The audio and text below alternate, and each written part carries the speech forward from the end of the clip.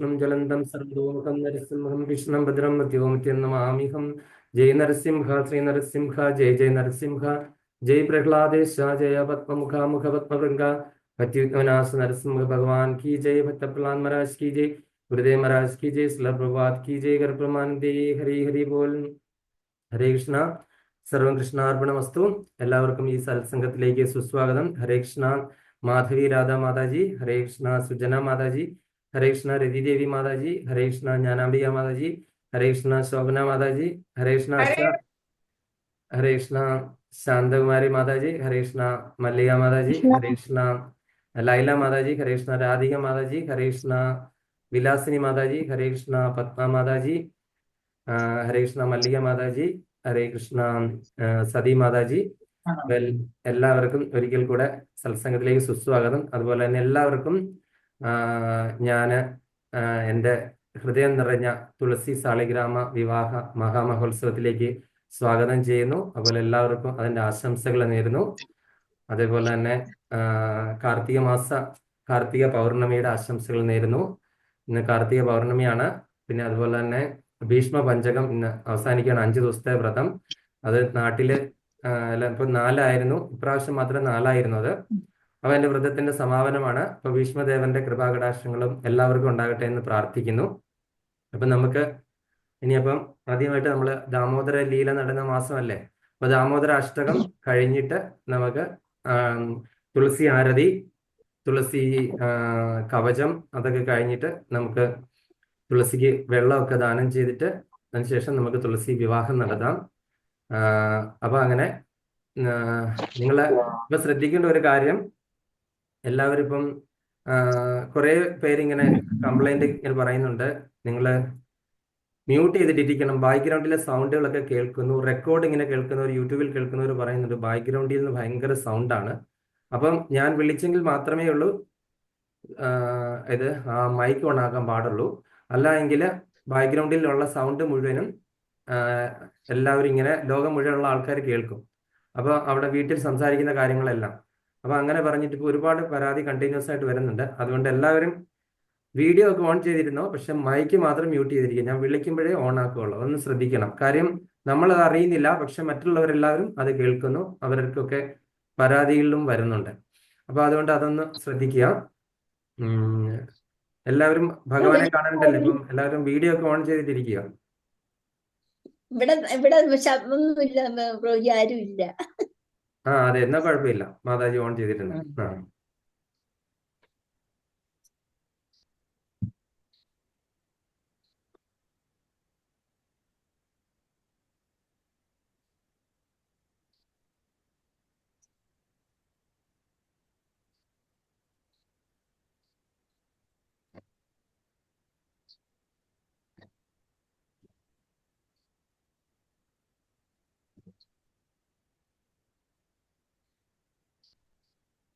കാണാവോ എല്ലാവർക്കും? കാണാം. ദാമോദര ഭഗവാനെ കാണാവോ? കാണാം.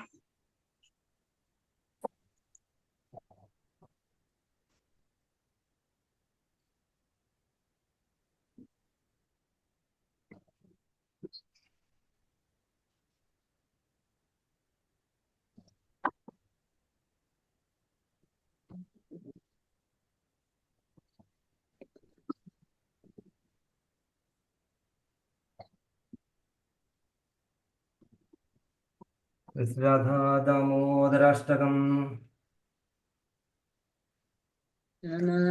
നമാമീശ്വരം സച്ചിദാനന്ദരൂപം ലസത്കുണ്ടലം ഗോകുലേ വ്രജമാനം യശോദാഭിയോ ലോകലാദവമാനം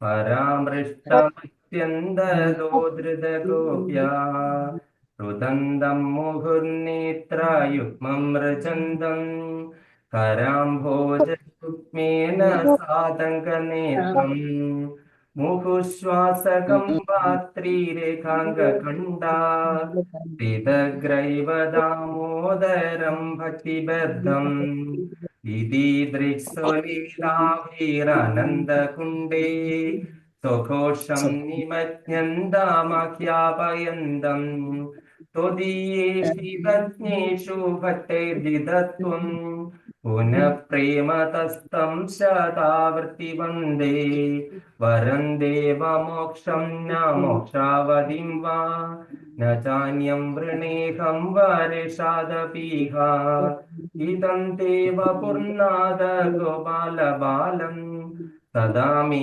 मनस्या वीरास्तां हि अन्ये इदं ते मुखाम्बोजमत्यन्तनीलैर्व्रतं कुण्डले स्निग्धरक्तस्य गोप्या मुहुश्चुम्बितं बिम्बरक्तादरं मे मनस्या विरास्ताम् अलं लशलाभे नमो देवदामोदरानन्द विष्णो प्रसीद प्रभो दुःखजलाब्धिमग्नम् कृपादृष्टिदृष्ट्यादिलम्बदानो गृहाणि समामज्ञामेध्याक्षि दृश्या कुबेरात्मजौ बद्धमूर्त्यैव यद्वत् त्वया मोचितो भक्तिभाजौ कृतौ च तदा प्रेम भक्तिं तोगामि प्रयच्छ न मोक्षे गृहो मेऽस्ति दामोदरेह नमस्ते स्तुदाम्ने स्फुरदीप्तिदाम्ने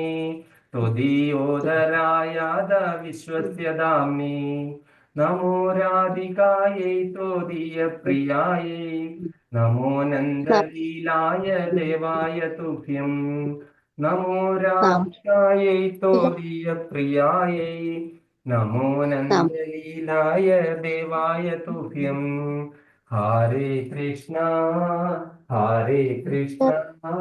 कृष्ण कृष्ण हरे हरे हरे राम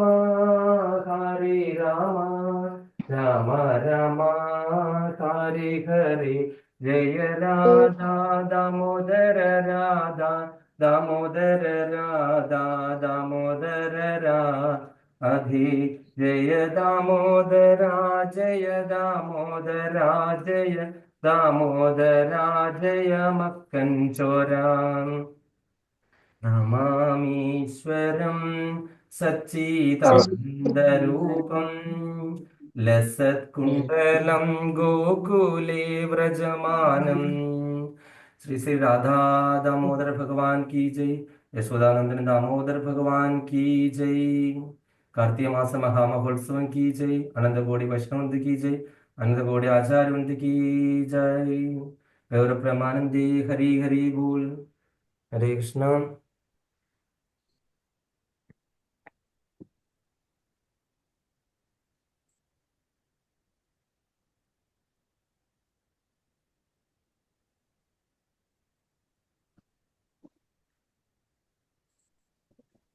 കണ്ടില്ലേ ഈ വർഷത്തെ ഒരുപക്ഷെ അവസാനത്തെ ദാമോദരാരതി ആയിരിക്കും. നമുക്ക് എല്ലാ ദിവസവും ചെയ്യാവുന്നതാണ്. അറ്റ്ലീസ്റ്റ് കാർത്തിക മാസത്തിലെങ്കിലും ചെയ്യണമെന്നാണ് ആചാര്യന്മാർ പറയുന്നത്. ഇവിടെ ഭഗവാനും തുളസി ദേവിയും ഇവിടെ റെഡി ആയിട്ടുണ്ട്. കണ്ടോ? എല്ലാവരും കാണാൻ പറ്റുന്നുണ്ടോ? സാളിഗ്രാമം ഇല്ല. കാര്യം സാളിഗ്രാമം വെക്കണമെങ്കിൽ അതുപോലെ പവിത്രതയും ഇതൊക്കെ വേണം. അപ്പം ഭഗവാനാണ് ഇവിടെ. തുളസി ദേവി റെഡി ആയിട്ടുണ്ട്. അവര് കാണത്തില്ലേ? കാണാം.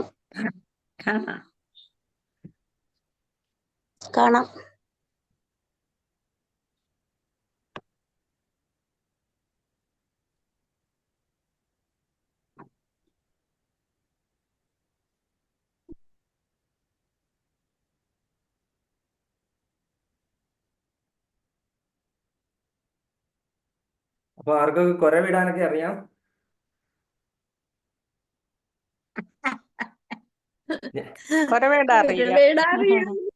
അപ്പൊ ഞാൻ പറയുന്ന സമയത്ത് അറിയാം പ്രഭുജി. ഞാൻ വിളിക്കാവേ. അവിടെ മ്യൂട്ട് ചെയ്തിരുന്നു. ഞാൻ വിളിക്കുമ്പോ മതി, മൈക്ക് ഓൺ ആക്കിയാൽ മതി. അപ്പൊ നിങ്ങളുടെ എല്ലാവരുടെയും അനുവാദത്തോടു കൂടി ഞാൻ വിളക്ക് കൊളുത്താൻ പോവാണ്. അപ്പൊ എല്ലാവരും പ്രാർത്ഥിക്കുക. ഹരേ കൃഷ്ണ എന്ന് പ്രാർത്ഥിക്കുക. ഹരേ കൃഷ്ണ കൃഷ്ണ കൃഷ്ണ ഹരേ ഹരേ, ഹരേ രാമ രാമ രാമ ഹരേ ഹരേ, ഹരേ കൃഷ്ണ കൃഷ്ണ കൃഷ്ണ ഹരേ ഹരേ, ഹരേ രാമ രാമ രാമ ഹരേ ഹരേ, ഹരേ കൃഷ്ണ കൃഷ്ണ കൃഷ്ണ ഹരേ ഹരേ, ഹരേ രാമ രാമ രാമ ഹരേ ഹരേ, ഹരേ കൃഷ്ണ കൃഷ്ണ ഹരേ ഹരേ, ഹരേ രാമ രാമ രാമ ഹരേ ഹരേ, ഹരേ കൃഷ്ണ കൃഷ്ണ ഹരേ ഹരേ, ഹരേ രാമ രാമ രാമ ഹരേ ഹരേ.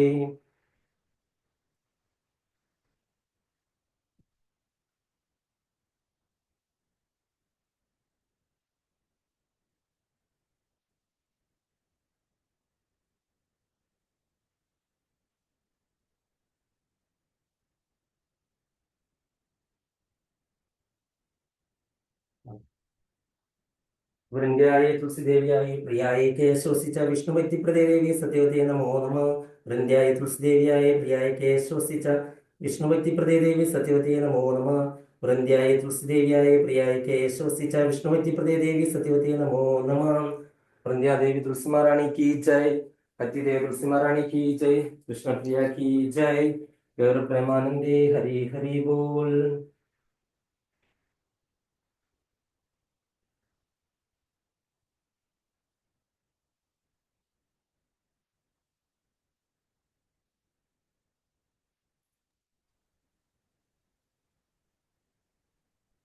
नमो नमः तुलसी कृष्ण प्रेयसी, नमो नमः, नमो नमः तुलसी कृष्ण प्रेयसी, नमो नमः. राधा कृष्ण सेवा भावो यही अभिलाषी, राधा कृष्ण सेवा भावो यही अभिलाषी. ये तुम्हारा शरणालो तारा वांछा पूर्ण होई, कृपा कोरी कोरो तारे वृंदावन वासी. मोरे अभिलाष विलास कुंज दियो वास, नयने हरि बो सदा युगल रूप राशि. यही निवेदन करो सखीरानुगद करो, सेवा अधिकार दिए करो निज दासी. दीन कृष्ण दासे होई एई जन मोर होई, श्री राधा गोविंद प्रेमे सदा जन फासी. श्री राधा गोविंद प्रेमे सदा जन फासी. श्री राधा गोविंद प्रेमे सदा जन फासी. नमो नमः तुलसी कृष्ण प्रेयसी, नमो नमः, नमो नमः तुलसी कृष्ण प्रेयसी, नमो नमः. ये तुम्हारा शरणालो तारा वांछा पूर्ण होई, कृपा कोरी कोरो तारे वृंदावन वासी. नमो नमः तुलसी कृष्ण प्रेयसी, नमो नमः. दीन कृष्ण दासे हो यही जन मोर होई, श्री राधा गोविंद प्रेमे सदा जन फासी. श्री राधा गोविंद प्रेमे सदा जन फासी. नमो नमः तुलसी कृष्ण प्रेयसी, नमो नमः.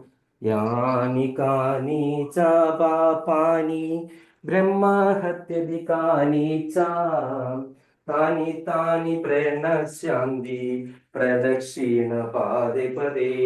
यानि कानि च पापानि ब्रह्महत्यादिकानि च, तानि तानि प्रणश्यन्ति प्रदक्षिण पादे पदे. यानि कानि च पापानि ब्रह्महत्यादिकानि च, तानि तानि प्रणश्यन्ति प्रदक्षिण पादे पदे. हरे कृष्ण कृष्ण कृष्ण हरे हरे, हरे राम राम राम हरे हरे. हरे कृष्ण कृष्ण कृष्ण हरे हरे, हरे राम राम राम हरे हरे. जय वृंदे देवी जय वृंदे देवी, जय വൃന്ദേ ദേവി ജയ വൃന്ദേ ദേവി ജയ തുളസി മഹാറാണി ജയ തുളസി മഹാറാണി ജയ തുളസി മഹാറാണി ജയ തുളസി മഹാറാണി ജയ വൃന്ദേ ജയ വൃന്ദേ ജയ വൃന്ദേ ജയ ശ്രീ വൃന്ദേ. വൃന്ധ്യായ തുളസിദേവ്യായ പ്രിയായ കേശോസിച്ച വിഷ്ണുവതി പ്രദേവി സത്യവതി നമോ നമ. വൃന്ധ്യായ തുളസിദേവ്യായ പ്രിയായ കേശോസിച്ച വിഷ്ണുവതി പ്രദേവി സത്യവതി നമോ നമ. വൃന്ധ്യായ തുളസിദേവ്യായ പ്രിയായ കേശോസിച്ച വിഷ്ണുവതി പ്രദേവി സത്യവതി നമോ നമ. വൃന്ധ്യാദേവി തുളസി മഹാറാണി की जय. देवी तुलसी महारानी की जय. कृष्ण प्रिया की जय. गौर പ്രേമാനന്ദേ ഹരി ഹരി ബോൾ. ഇനി തുളസി ദേവിയുടെ അഷ്ടമന്ത്രങ്ങൾ ജപിക്കാൻ പോവാണ്. 8 മന്ത്രങ്ങള്. അപ്പൊ എല്ലാവരും ഏറ്റു ചെല്ലണം. വൃന്ദ വൃന്ദാവനി വൃന്ദാവനി വിശ്വപാവനി വിശ്വപാവിനി വിശ്വപൂജിത വിശ്വപൂജിത കൃഷ്ണജീവനി കൃഷ്ണജീവനി പുഷ്പാസര പുഷ്പാസര നന്ദിനി നന്ദിനി തുളസി. തുളസി വൃന്ദ വൃന്ദ വൃന്ദാവനി വൃന്ദാവനി വിശ്വപാവനി വിശ്വപാവിനി വിശ്വപൂജിത നിത്യപൂജിത കൃഷ്ണജീവനി കൃഷ്ണജീവനി പുഷ്പാസര പുഷ്പാസന അർച്ചന നന്ദിനി നന്ദിനി തുളസി. തുളസി തുളസി വൃന്ദ വൃന്ദ വൃന്ദാവനി വൃന്ദാവനി വിശ്വപാവനി വിശ്വപാവിനി വിശ്വപൂജിത നിത്യപൂജിത കൃഷ്ണജീവനി കൃഷ്ണജീവനി പുഷ്പാസര ജീവനി നന്ദിനി അർച്ചന നന്ദിനി തുളസി. തുളസി വൃന്ധ്യാദേവി തുളസി മഹാറാണി की जय. പത്തിദേവി തുളസി മഹാറാണി की जय. ഗൗര പ്രേമാനന്ദേ ഹരി ഹരി ബോൾ. ഹരേ കൃഷ്ണ. അപ്പൊ ഇനി അടുത്തത് നമുക്ക് തുളസി ദേവിക്ക് നമ്മൾ ജലദാനം കൊടുക്കുകയാണ്. അപ്പൊ നിങ്ങൾ എല്ലാവരും സങ്കല്പിക്കുക. അപ്പൊ അതിന് ജലം അർപ്പിക്കുന്ന ഒരു മന്ത്രമുണ്ട്. ആ മന്ത്രം ഞാൻ ചെല്ലാം. അവിടെ ഇരുന്ന എല്ലാവരും അത് കൂടെ ചെല്ലുക. അപ്പൊ ഓരോരുത്തരും നിങ്ങൾ ജലദാനം ചെയ്യുന്നതായിട്ട് ഇത് ചെയ്യുക.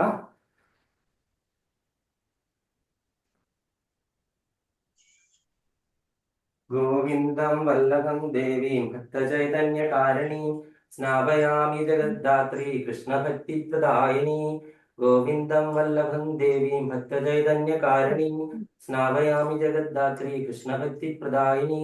ഗോവിന്ദം വല്ലഭം ദേവീം ഭക്തചൈതന്യകാരിണീം സ്നാപയാമി ജഗദ്ധാത്രീ കൃഷ്ണഭക്തിപ്രദായിനി. ഗോവിന്ദം വല്ലഭം ദേവീം ഭക്തചൈതന്യകാരിണീം സ്നാപയാമി ജഗദ്ധാത്രീ കൃഷ്ണഭക്തിപ്രദായിനി. ഗോവിന്ദം വല്ലഭം ദേവീം ഭക്തചൈതന്യകാരിണീം സ്നാപയാമി ജഗദ്ധാത്രീ കൃഷ്ണഭക്തിപ്രദായിനി. ഗോവിന്ദം വല്ലഭം ദേവീം ഭക്തചൈതന്യകാരിണീം സ്നാപയാമി ജഗദ്ധാത്രീ കൃഷ്ണഭക്തിപ്രദായിനി. ഹരേ കൃഷ്ണ.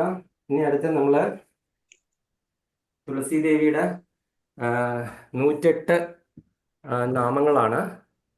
ആ 108 നാമങ്ങള് ഞാനൊന്ന് ഷെയർ ചെയ്യാം. അത് നിങ്ങൾ അവിടെ ഷെയർ ചെയ്യുമ്പോൾ കൂടെ വായിച്ചാൽ മതി. നമുക്ക് ഏറ്റു ചെല്ലാനായിട്ട് ഉള്ള സമയക്കുറവുണ്ട്. അതുകൊണ്ടാണ് ഓരോരുത്തർ ഏറ്റു ചെല്ലുമ്പോഴത്തേനും അതിൻ്റെ സമയം വരും.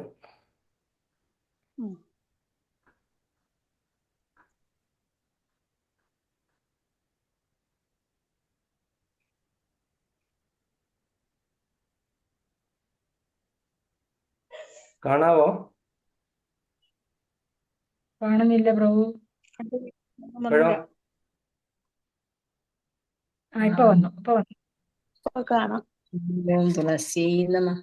ഓം ഓം പാവന്യേ നമഃ. തുളസ്യൈ നമഃ. ഓം പാവന്യൈ തിരക്ക് നമഃ. പിടിക്കാതെ നിങ്ങൾ എല്ലാവരും മ്യൂട്ട് ചെയ്തിരിക്കുക. അല്ലെങ്കിൽ പല പല സൗണ്ടിൽ കേൾക്കും. എല്ലാവരും മ്യൂട്ട് ചെയ്തിരിക്കാം. അല്ല, കേൾക്കുന്നവർ പലതായിട്ട് കേൾക്കും. നിങ്ങൾ അവിടെ കൂടെ ചെല്ലിയാൽ മതി. ഞാനത് ഷെയർ ചെയ്യുന്നതനുസരിച്ചിട്ട് മാറ്റുന്നതനുസരിച്ചിട്ട്. അപ്പം കൂടെ ചെല്ലി പോകും. ഓരോന്ന് ചെല്ലിയിട്ട് അതിനുള്ള സമയമില്ല. അപ്പൊ തുടങ്ങുവാണ്. ഓം തുളസ്യൈ നമഃ. ഓം പാവന്യേ നമഃ. ഓം പൂജ്യായ നമഃ. ഓം വൃന്ദാവന നിവാസിന്യേ നമഃ. ഓം ജ്ഞാനദാത്രിയേ നമഃ. ഓം ജ്ഞാനമയേ നമഃ. ഓം നിർമ്മലായേ നമഃ. ഓം സർവപൂജിതായേ നമഃ. ഓം സത്യേ നമഃ. ഓം പവിത്രായേ നമഃ. ഓം വൃന്ദായേ നമഃ. ഓം ക്ഷീരാബ്ദി മദനോദ്ഭവായേ നമഃ. ഓം കൃഷ്ണവർണായേ നമഃ. ഓം രോഗഹന്ത്രായേ നമഃ. ഓം ത്രിവർണ്യേ നമഃ. ഓം സർവകാമദായേ നമഃ. ഓം ലക്ഷ്മീ സഖ്യേ നമഃ. ഓം നിത്യശുദ്ധായേ നമഃ. ഓം ശുദ്ധ്യൈ നമഃ. ഓം ഭൂരിപാവന്യേ നമഃ. ഓം ഹരിദ്യാനൈക നിരതായേ നമഃ. ഓം ഹരിപാദകൃതാലയായേ നമഃ. ഓം പവിത്രരൂപിണ്യേ നമഃ. ഓം ധന്യായേ നമഃ. ഓം സുഗന്ധിന്യേ നമഃ. ഓം അമൃതോദ്ഭവായേ നമഃ. ഓം സ്വരൂപാരോഗ്യദായേ നമഃ. ഓം തുഷ്ട്യായേ നമഃ. ഓം ശക്തിത്രിയരൂപിണ്യേ നമഃ. ഓം ദേവ്യൈ നമഃ. ഓം ദേവർഷി സംസ്തുതായേ നമഃ. ഓം കാന്തായേ നമഃ. ഓം വിഷ്ണുമനപ്രിയായേ നമഃ. ഓം ഭൂതവേതാളഭീതിജ്ഞേ നമഃ. ഓം മഹാപാതകനാശിന്യേ നമഃ. ഓം മനോരഥപ്രദായേ നമഃ. ഓം മേധായേ നമഃ. ഓം കാന്തായേ നമഃ. ഓം വിജയദായിന്യേ നമഃ. ഓം ശംഖചക്രഗദാപത്മധാരിണ്യേ നമഃ. ഓം കാമരൂപിണ്യേ നമഃ. ഓം അപവർഗപ്രദായേ നമഃ.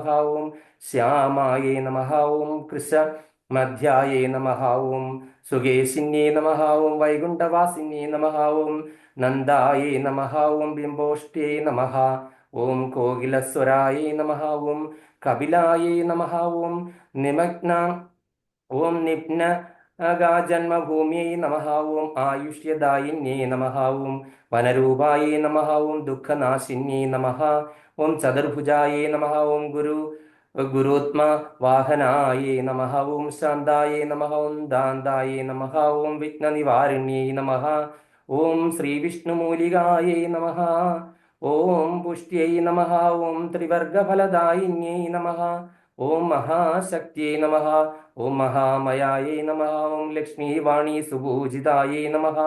ഓം സുമംഗലർച്ചനപ്രീതായേ നമഃ. ഓം സൗമംഗല്യ വിവർധിന്യേ നമഃ.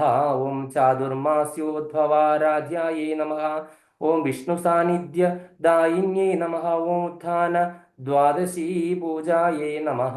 ഓം സർവദേവപൂജിതായേ നമഃ. ഓം ഗോപീരതി പ്രദായേ നമഃ. ഓം നിത്യായേ നമഃ.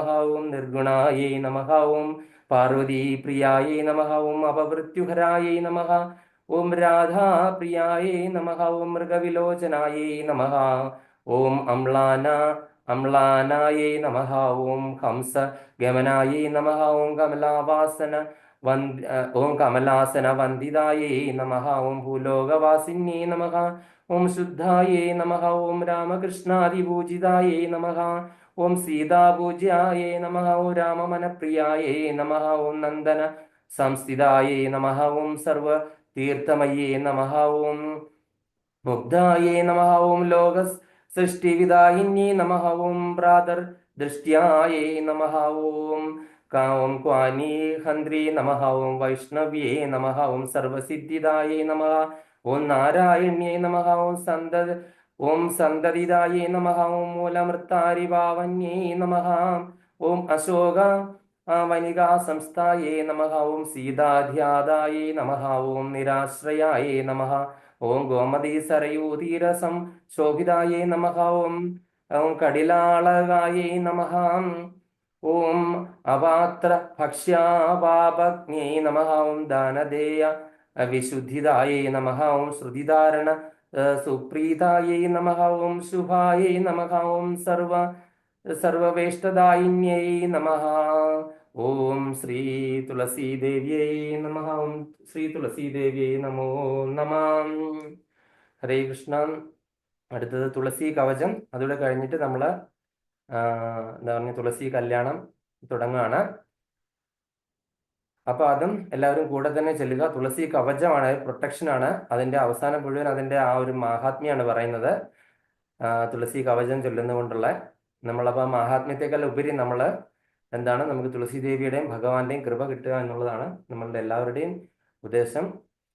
തുളസി ശ്രീ മഹാദേവി നമ പങ്കജധാരിണി ശിരോ മേ തുളസി പാദു ഫാലം പാദു യശസ്വിനി ദൃശൗ മേ പത്മനയന ശ്രീസഖി ശ്രവണേ മമ ഘ്രാണം പാദു സുഗന്ധാമേ മുഖം ച സുമുഖി മമ ജിഹ്വാം മേ പാദു സുപദാ കണ്ഠം വിദ്യാമയി മമ സ്കന്ധൗ കൽഹാരിണീ പാദു ഹൃദയം വിഷ്ണുവല്ലഭ പുണ്യദാ പാദു മേ മധ്യം നാഭീം സൗഭാഗ്യദായിനീം കടീം കുണ്ടലിനീ പാദു ഊരു നാരദവന്ദിത ജനനീ ജാനുനീ പാദു ജംഗേ സകലവന്ദിത നാരായണ പ്രിയാ പാദൗ സർവാംഗം സർവരക്ഷിണീം സങ്കടേ വിഷമേ ദുർഗേ ഭയേ വാദേ മഹാഹവേ നിത്യം ഹി സന്ധ്യയോ പാദു തുളസി സർവദ സദാ ഇതീദം പരമം ഗുഹ്യം തുളസ്യാ കവചാമൃതം അമൃതാർത്ഥായ ഭീതാനാം അഭയായ ച മോക്ഷായ ച മുമുക്ഷൂണാം ധ്യായിനാം ധ്യാനയോഗകൃത് വശായ വശ്യകാമാനാം വിദ്യായ വേദവാദിനാം ദ്രവിണായ ദരിദ്രാണാം പാപിനാം പാപശാന്തയേ അന്നായ ശ്രുതിദാനാം ച സ്വർഗായ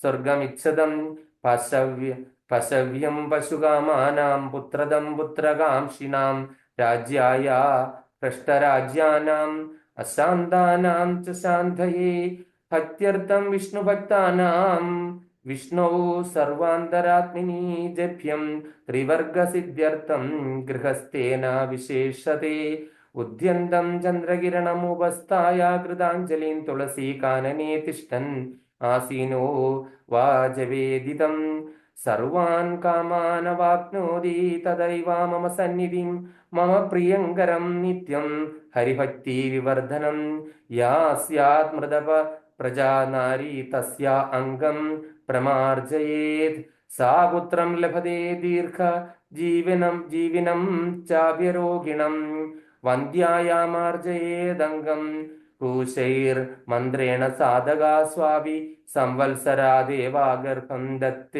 ദത്തേ മനോഹരം അശ്വത്ഥേ രാജവശ്യാർത്ഥി ജവേദഗ്നേ സുരൂപവാത് പലാശമൂലേ വിദ്യാർത്ഥി തേജോർത്ഥ്യാഭി മുഗോരവേ കന്യാർത്ഥി ചണ്ഡികോ ഗേഹേ ശത്രുഹത്യൈ ഗൃഹേ മമ ശ്രീകാമോ വിഷ്ണുഗേഹേ ച ഉദ്യാനേ സ്ത്രീവശാ ഭവേത് കിമത്ര ബഹുനോക്തേന ശൃണു സൈന്യേശ തത്വദാ യം കാമഭി ധ്യായേത്തം തന്തം പ്രാപ്നോത്യ സംശയാം.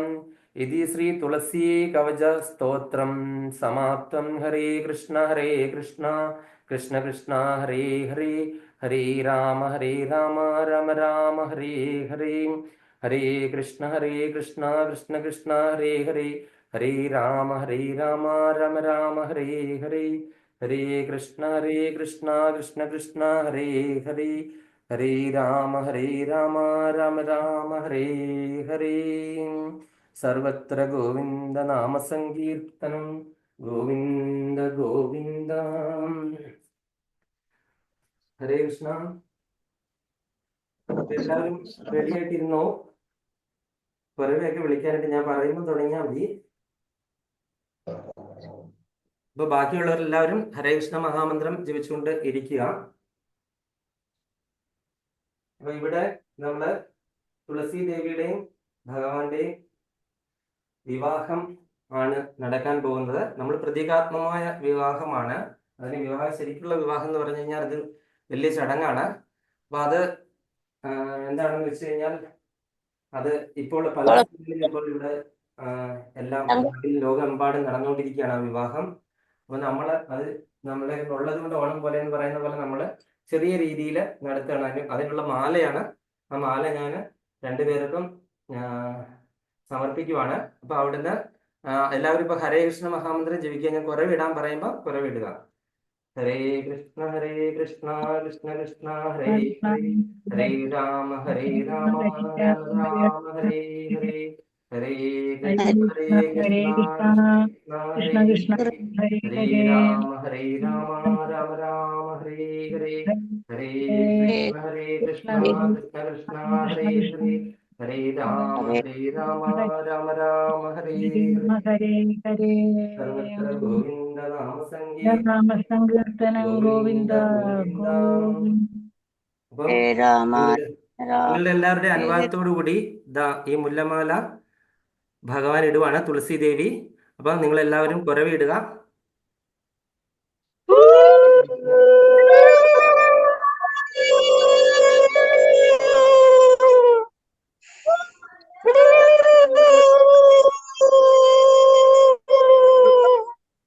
ഇനി അടുത്തത് ഭഗവാനുള്ള മാല തുളസി ദേവി ഇടുകയാണ്.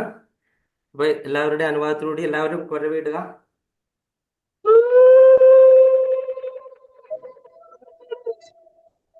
കാണാം കേട്ടോ. നോക്കൂ. എല്ലാവരും നിർത്തിയോ? കുരവ ഇട്.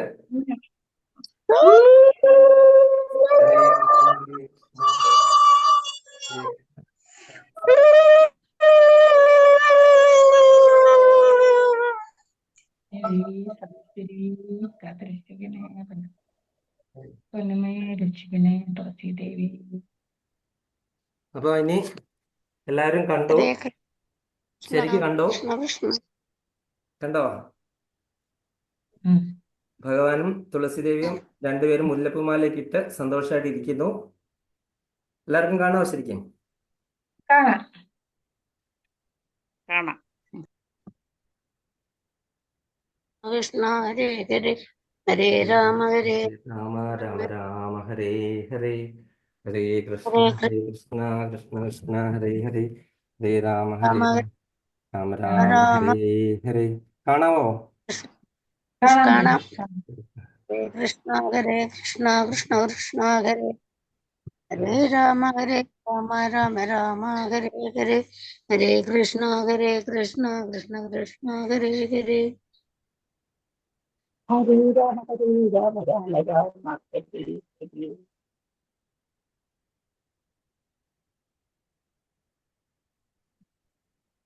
ഹരേ കൃഷ്ണ. അപ്പം നമുക്കിനി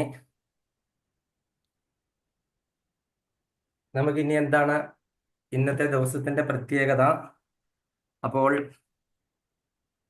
നമുക്കതിന്റെ മാഹാത്മ്യവും അങ്ങനെയൊക്കെയുള്ള നോക്കാം. ഇന്ന് 3-4 കാര്യങ്ങളാണ് ഉള്ളത്. അപ്പൊ ഇന്ന് ഒന്നാണ് കാർത്തിക മാസം തീരുന്നു. ചിലയിടത്തൊക്കെ നാളെയാണ് തീരുന്നത്. കാർത്തിക പൗർണമി നാളെ. കാർത്തിക പൗർണമി എന്ന് പറഞ്ഞാൽ വൃന്ദാവനത്തിലും അതുപോലെയുള്ള സ്ഥലങ്ങളിലൊക്കെ അതിഭയങ്കരമായ ആഘോഷമാണ് കാർത്തിക പൗർണമി ദിവസം. അപ്പൊ എല്ലാവരും പൂർണ്ണചന്ദ്രനെ കാണുക. ഇന്ന് വ്രതം അനുഷ്ഠിച്ച് എത്ര പേരുണ്ട്? ഭീഷ്മപഞ്ചക വ്രതം മൃഗമായിട്ട്. പക്ഷെ പ്രഭു പിന്നെ ഒന്നും കഴിക്കാൻ നോക്കിയില്ല. ഒരു നേരം ആഹാരം അത്ര രാവിലെ. പിന്നെ എല്ലാ ദിവസവും നമ്മള് വ്രതം തന്നെയാണല്ലോ. കാരണം ഒരു നേരേ ഉള്ള ആഹാരം, അരി ആഹാരം. അങ്ങനെയൊക്കെ ആണോ? ഓക്കെ. ഹരേ കൃഷ്ണ ഹരേ കൃഷ്ണ. ഏകാദശി നോക്കുമ്പോഴേ 4 ദിവസം നോക്കി പ്രഭുജി. ഹരി ബോൽ. ഹരേ കൃഷ്ണ. കഴിഞ്ഞു എന്നുള്ള ഒരു ഭാഗ്യം സാധിച്ചു കിട്ടി എന്നുള്ള ഭഗവാന്റെ ഒരു അനുഗ്രഹം. അതെ. ചാമയൊക്കെ കഴിക്കാമോ പ്രഭുജി? ഈ ചാമയൊന്നും പാടില്ല മാതാജി. ചാമയോ പാടില്ല. സബുദാനില്ല, ചൗരി അതും പാടില്ല. വ്യാപിച്ച ആഹാരം പാകം ചെയ്ത ആഹാരം കഴിച്ചില്ല. ഫലങ്ങള് പഴങ്ങളും ഒക്കെയാണ് കഴിച്ചല്ലേ? നല്ല ക്ഷീണം തോന്നുന്നുണ്ട്. നല്ല ക്ഷീണം തോന്നുന്നുണ്ട്. പൂർണ്ണചന്ദ്രനെ കണ്ടിട്ട് നമുക്കതെല്ലാം സമർപ്പിച്ചിട്ട് പാരണ വീട്ടണം. കാർത്തിക പൂർണ്ണചന്ദ്രനെ കാണാനായിട്ട് അധികം സമയമില്ല. നാട്ടിലൊക്കെ കണ്ടു കാണും. ഇവിടെ സമയം ആകുന്നതേ ഉള്ളൂ. ഇവിടെ ഇപ്പൊ 4:41. നാട്ടിലൊക്കെ പാരണ വീട്ടേണ്ട സമയം കഴിഞ്ഞിരിക്കുന്നു ഓൾറെഡി. അപ്പം നമ്മള് എന്താണ് അപ്പൊ ഈ ഭീഷ്മ പഞ്ചകം എന്താണ് എന്ന് ചെറുതായിട്ട് നമുക്ക് പറയാം. അതുപോലെ തന്നെ നമുക്ക് തുളസി മഹാരാണിന്റെ എത്ര സമയം കിട്ടും? കാര്യം ഇതിന് സമയം നമുക്ക് തികയാതെ വരും. നമ്മളുടെ ക്ലാസ്സിന്റെ സമയം ഇതൊക്കെ പറഞ്ഞ് തീർന്നു കഴിഞ്ഞ് കഴിഞ്ഞാൽ പറയാനായിട്ട് ഒരുപാട് സമയം എടുക്കും. അപ്പൊ എത്ര പേർക്ക് അത് കേട്ടിരിക്കാൻ പറ്റും എന്നൊന്നും അറിയത്തില്ല.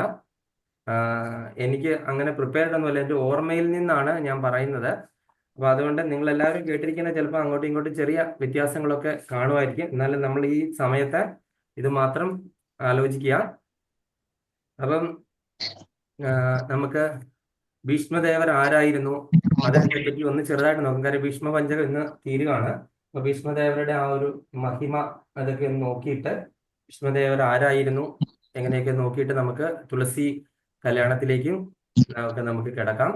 അപ്പം ഭീഷ്മദേവര് 12 മഹാജനങ്ങളിൽപ്പെട്ട ആളാണല്ലോ അല്ലെ. 12 മഹാജനങ്ങള് പലർക്കും അറിയാവുന്നതാണ്, നമ്മൾ പലതവണ പറഞ്ഞിട്ടുണ്ട്. അതിൽ അറിയാവുന്ന 1-2 ഓർമ്മയുള്ള 1-2 പേര് ബ്രഹ്മദേവൻ, മഹാദേവൻ, യമധർമ്മരാജാവ്, പിന്നെ എന്താണ് ബ്രഹ്മാവ്, നാരദന്, നാരദന്, പിന്നെ പ്രഹ്ലാദന്.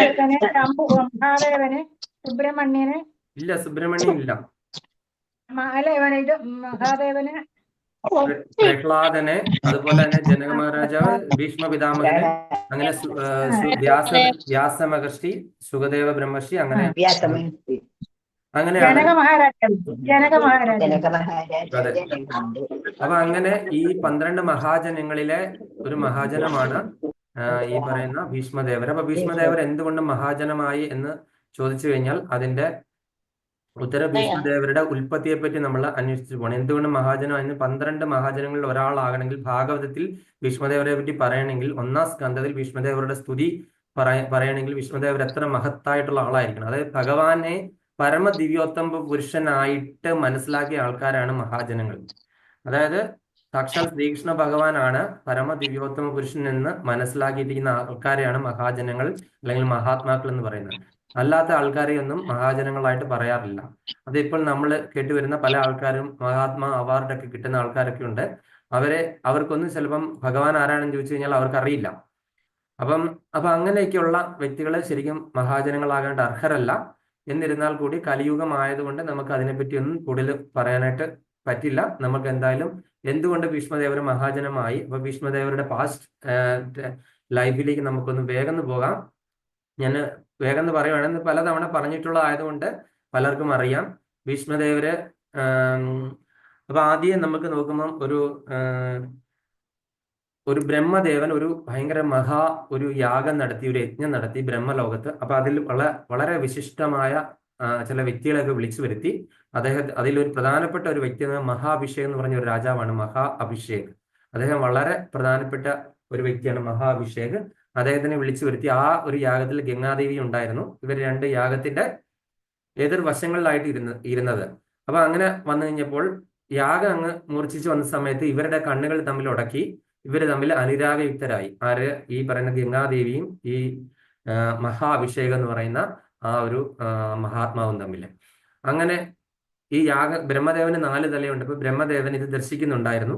യാഗത്തിന് ശേഷം പറഞ്ഞു, നിങ്ങളുടെ യാഗത്തെ അപവിത്രമാക്കി, അതുകൊണ്ട് നിങ്ങൾ അതിന്റെ ശാപം ഏറ്റുവാങ്ങുക, അല്ലാതെ നിവൃത്തിയില്ല.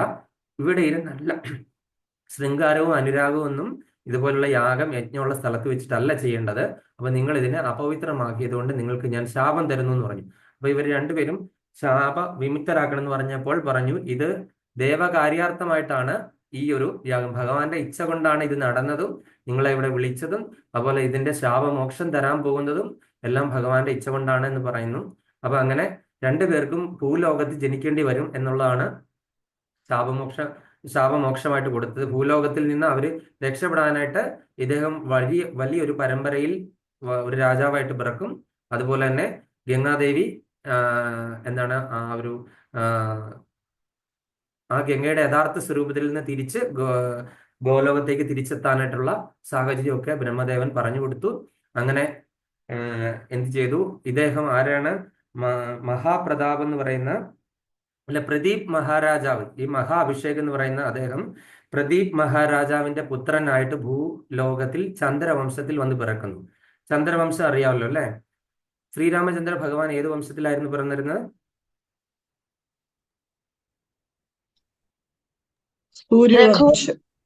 രഘുവംശം എന്നും പറയില്ലേ? സൂര്യവംശത്തിലാണ് ശ്രീരാമചന്ദ്ര ഭഗവാൻ വന്ന് പിറന്നത്. അപ്പൊ അതുപോലെ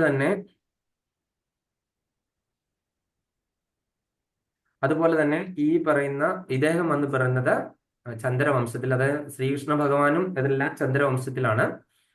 ചന്ദ്രവംശത്തിലാണ് പിറന്നത്. പ്രദീപ് മഹാരാജാവിന്റെ മകനായ ശാന്തനു മഹാരാജാവുമായിട്ട് വന്ന് പിറന്നു ഈ പറയുന്ന മഹാഭിഷേക് എന്ന് പറയുന്ന ആ മഹാനായ വ്യക്തി. അതുപോലെ തന്നെ അദ്ദേഹം ഇതുപോലെ ശാന്തനു മഹാരാജാവ് ഇതുപോലെ ഗംഗാതീരത്ത് മിക്കവാറും വരും. കാര്യം ആ ഒരു പ്രണയം അദ്ദേഹത്തിന്റെ ഉള്ളിലുണ്ടല്ലോ കഴിഞ്ഞ ജന്മത്തിലെ. അപ്പൊ ആ ഒരു ഗംഗാതീരത്ത് ഇങ്ങനെ വന്ന് സമയം ചെലവാക്കാറുണ്ട്. അപ്പൊ നോക്കുമ്പോൾ അതിസുന്ദരിയായിട്ടൊരു യുവതിയെ കണ്ടു. അപ്പൊ ആരാണെന്ന് ചോദിച്ചു. അങ്ങനെ അവര് തമ്മില് കൂടുതൽ കൂടുതൽ അടുപ്പാകുന്നു. അപ്പൊ എനിക്ക് ഭവതിയെ വിവാഹം കഴിക്കണമെന്ന് ആഗ്രഹം പ്രകടിപ്പിച്ചു. അങ്ങനെ ഗംഗാദേവി ശാന്തനു മഹാരാജാവ് ആയിട്ട് വിവാഹം കഴിച്ചു. അപ്പൊ വിവാഹം കഴിക്കാനായിട്ട് ഒരേ ഒരു രണ്ട് കണ്ടീഷൻ പറഞ്ഞു. ഒന്ന് എന്താണ്, ഞാൻ എന്ത് പ്രവൃത്തി ചെയ്താലും അതിനെതിരെ നിൽക്കരുത്. ഞാൻ എന്ത് പ്രവൃത്തി ചെയ്താലും അതിനെതിരെ നിൽക്കരുത്. എൻ്റെ ആഗ്രഹങ്ങൾക്കൊന്നും യാതൊരു എതിരും നിൽക്കാൻ പാടില്ല എന്നുള്ള എന്നെ എതിർക്കാനും പാടില്ല. അപ്പൊ അങ്ങനെയൊക്കെയുള്ള വരം വാങ്ങിച്ചു. അപ്പം ശാന്തനു മഹാരാജാവ് അതെല്ലാം കണ്ടീഷനും എഗ്രി ചെയ്തു. എന്നിട്ട് നേരെ വിവാഹം കഴിഞ്ഞു. അപ്പൊ ആദ്യത്തെ പുത്രൻ ഉണ്ടായി കഴിഞ്ഞപ്പോൾ എന്ത് ചെയ്തു, ആ പുത്രനെ ഗംഗാദേവി കരുണയോടുകൂടി യാതൊരു കാരുണ്യവും ഇല്ലാതെ എടുത്ത് ഗംഗാ നദിയിൽ എറിഞ്ഞു. ആ കുട്ടി മരിച്ചു.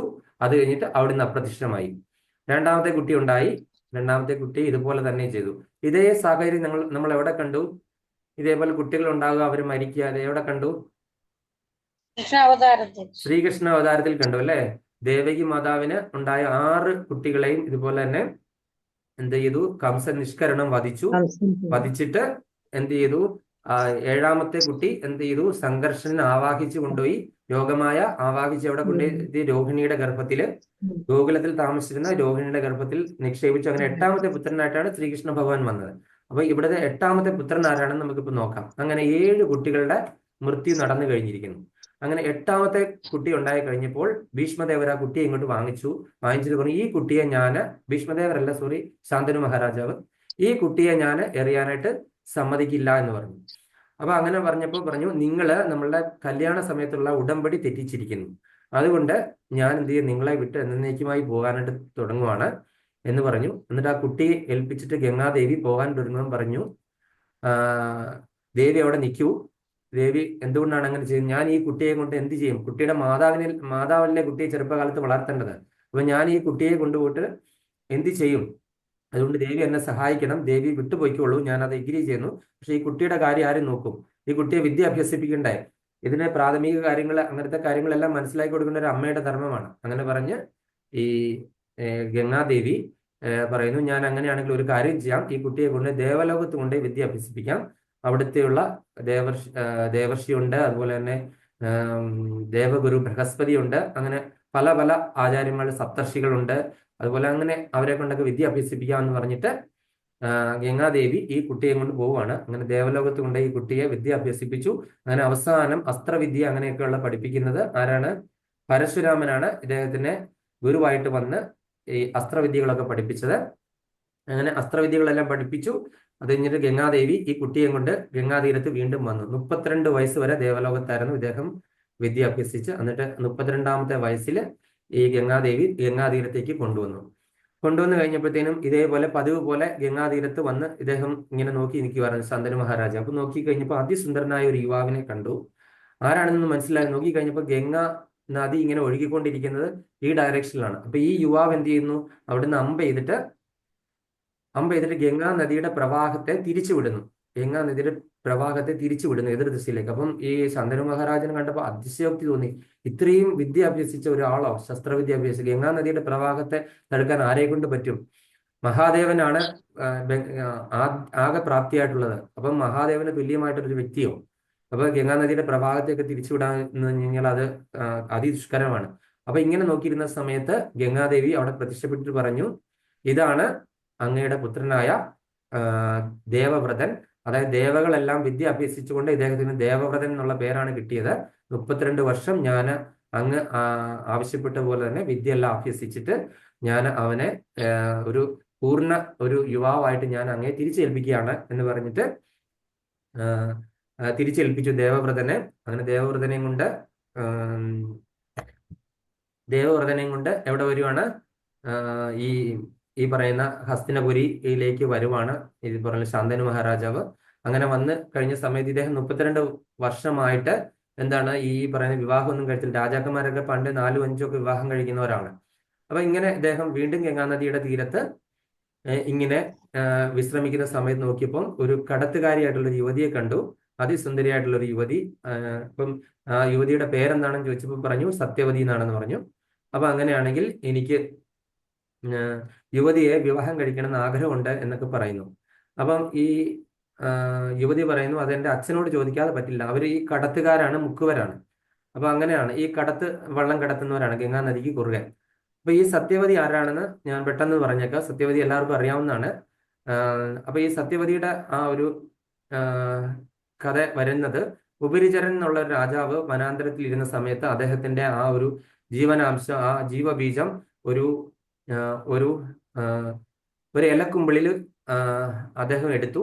അദ്ദേഹം എടുത്ത് ഇങ്ങനെ വെച്ച സമയത്ത് ഒരു പരുന്ത് വന്ന് അത് കൊത്തി എടുത്തുകൊണ്ട് പോയി. ആ ഇലക്കുമ്പിൾ അതേപടി അത് ഭക്ഷിക്കാനുള്ള സംഭവമാണെന്ന് വെച്ചിട്ട് അങ്ങനെ ഗംഗാനദിയുടെ മുകളിൽ കൂടെ പറക്കുന്ന സമയത്ത് വേറൊരു പരുന്ത് വന്ന് ഭക്ഷിക്കാനുള്ള സാധനമാണെന്ന് വെച്ചാൽ അതുമായിട്ട് യുദ്ധം ഉണ്ടാക്കി. അപ്പം ഈ കൊക്കിലിരുന്ന ആ ഒരു ജീവബീജം നേരെ ഗംഗാനദിയിലേക്ക് വീണു.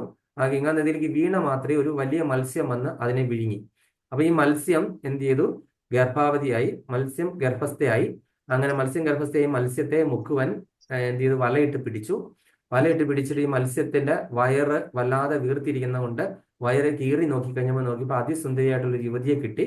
മത്സ്യത്തിന്റെ മണമായതുകൊണ്ട് ആ കുഞ്ഞിന് മത്സ്യഗന്ധി എന്ന് പേരിട്ടു. അപ്പൊ മത്സ്യഗന്ധി ആയ ആ യുവതി എങ്ങനെ സത്യവതി ആയി എന്നാണ് നമ്മൾ പറയാൻ പോകുന്നത്. അപ്പൊ ഈ മത്സ്യഗന്ധി ഇതേപോലെ കടത്തുന്ന ജോലിയായിരുന്നു. അച്ഛന്റെ പിതാവിന്റെ അതേ തൊഴില് ചെയ്തുകൊണ്ടിരിക്കുകയായിരുന്നു. അപ്പൊ ആ സമയത്ത് എന്ത് സംഭവിച്ചു? പരാശരമുനി. ആരാണ് പരാശരമുനി? പരാശരമുനിയാണ് നമ്മളുടെ ജ്യോതിഷവും അങ്ങനെയൊക്കെയുള്ള പല നിയമങ്ങളും സംഹിതകളൊക്കെ ഉണ്ടാക്കിയത്. പരാശര സംഹിത തന്നെ ഉണ്ട്. അങ്ങനെ പരാശര ഹോര അങ്ങനെയൊക്കെ പറഞ്ഞ ഒരുപാട് ഗ്രന്ഥങ്ങളൊക്കെ എഴുതിയ ആളാണ്. അതുപോലെ തന്നെ ഭഗവാൻ എന്നുള്ള വാക്കിന്റെ നിർവചനം കൊടുത്ത ആളും ഈ പറയുന്ന പരാശരമുനിയാണ്. ഈ പരാശരമുനി ഭഗവാന് 6 ഐശ്വര്യങ്ങളുള്ള ഷഡൈശ്വര്യങ്ങളിൽ സമ്പൂർണനായിട്ടുള്ള ആളാണ് ഭഗവാൻ. അപ്പൊ ഭഗവാൻ എന്നുള്ള വാക്കിന്റെ അർത്ഥം പറഞ്ഞ ആള്, അതായത് സർവ കീർത്തിമാൻ, സർവ രൂപഗുണ സമ്പന്നൻ, സർവ സമ്പൽ സമൃദ്ധിയുള്ള ആള്, അങ്ങനെയൊക്കെ പറഞ്ഞ് ഭഗവാന് 6 ഗുണങ്ങൾ പൂർണ്ണമായിട്ടും ഭഗവാന് ആ ഒരു എന്നുള്ള വാക്കിന്റെ ആ ഒരു അർത്ഥമൊക്കെ മനസ്സിലാക്കിയിരുന്ന ആളാണ് പരാശരമുനി. അപ്പൊ ഈ പരാശരമുനി ഇതുപോലെ മത്സ്യഗന്ധിയുടെ കൂടെ ഗംഗ കടന്ന സമയത്ത് ഒരു ദ്വീപ് വന്നു. അവിടെ ദ്വീപ്, ഗംഗാ നദിയുടെ നടുക്കൊരു ദ്വീപ്. എന്നിട്ട് പരാശരമുനി പറയുവാണ്, ദേവകാര്യാർത്ഥമായിട്ട് എനിക്ക് ഭഗവതിയോട് ഒരു കാര്യം അഭ്യർത്ഥിക്കാനുണ്ട്. കാര്യം ദേവകാര്യാർത്ഥം എന്താണ്? ഒരു ഭഗവാന്റെ, അതായത് സത്യം പ്രചരിപ്പിക്കാനായിട്ട് ഒരു അവതാരം, ഭഗവാന്റെ ഒരു സാക്ഷാൽ പരമദിവ്യോത്തമ പുരുഷനായ ഭഗവാന്റെ ഒരു അവതാരം ജനിക്കാൻ പോവുകയാണ് ഭഗവതിയിൽ കൂടെ. ഭഗവതി അതിനു വേണ്ടിയിട്ട് ഒന്ന് സഹകരിക്കണം എന്ന് പറഞ്ഞു. അപ്പൊ സത്യവതി പറഞ്ഞു, ഞാൻ അങ്ങനെ സഹകരിച്ചു കഴിഞ്ഞെങ്കിൽ എന്റെ കന്യകാത്വം നശിക്കത്തില്ലേ, അതുപോലെ തന്നെ ലോകം മുഴുവൻ എന്നെ എന്താണ് വേറെ രീതിയിൽ പറയും. അതുകൊണ്ട് എനിക്കതിന് താല്പര്യമില്ല എന്ന് പറഞ്ഞു കഴിഞ്ഞപ്പോൾ പറഞ്ഞു, നീ ഭഗവതി എന്നെന്നും കന്യകയായിട്ട് തുടരും, അതുപോലെ തന്നെ ഭഗവതിയുടെ മത്സ്യഗന്ധം എന്നേക്ക് മാറും. അതുകൊണ്ട് ഇനി ഭഗവതി സത്യവതി എന്നുള്ള പേരിൽ അറിയപ്പെടും. കാര്യം സത്യത്തിന് വേണ്ടിയിട്ടാണ് ഭഗവതി നിലകൊണ്ടത്. സത്യത്തിന് വേണ്ടിയിട്ട്, സത്യം പ്രചരിപ്പിക്കാനായിട്ടുള്ള അവതാരത്തിനെയാണ് ഭഗവതി എന്താണ് വയറ്റിൽ ഏറാൻ പോകുന്നതെന്ന് പറഞ്ഞു.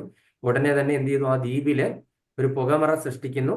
അങ്ങനെ പുകമറ സൃഷ്ടിച്ചു. എന്നിട്ട് ഒരു പുത്രനുണ്ടായി. പുത്രനുണ്ടായ മാത്രയിൽ എന്താണ്? ആ പുത്രൻ വളർന്നു വലുതായി. അതാണ് വേദവ്യാസ മുനി.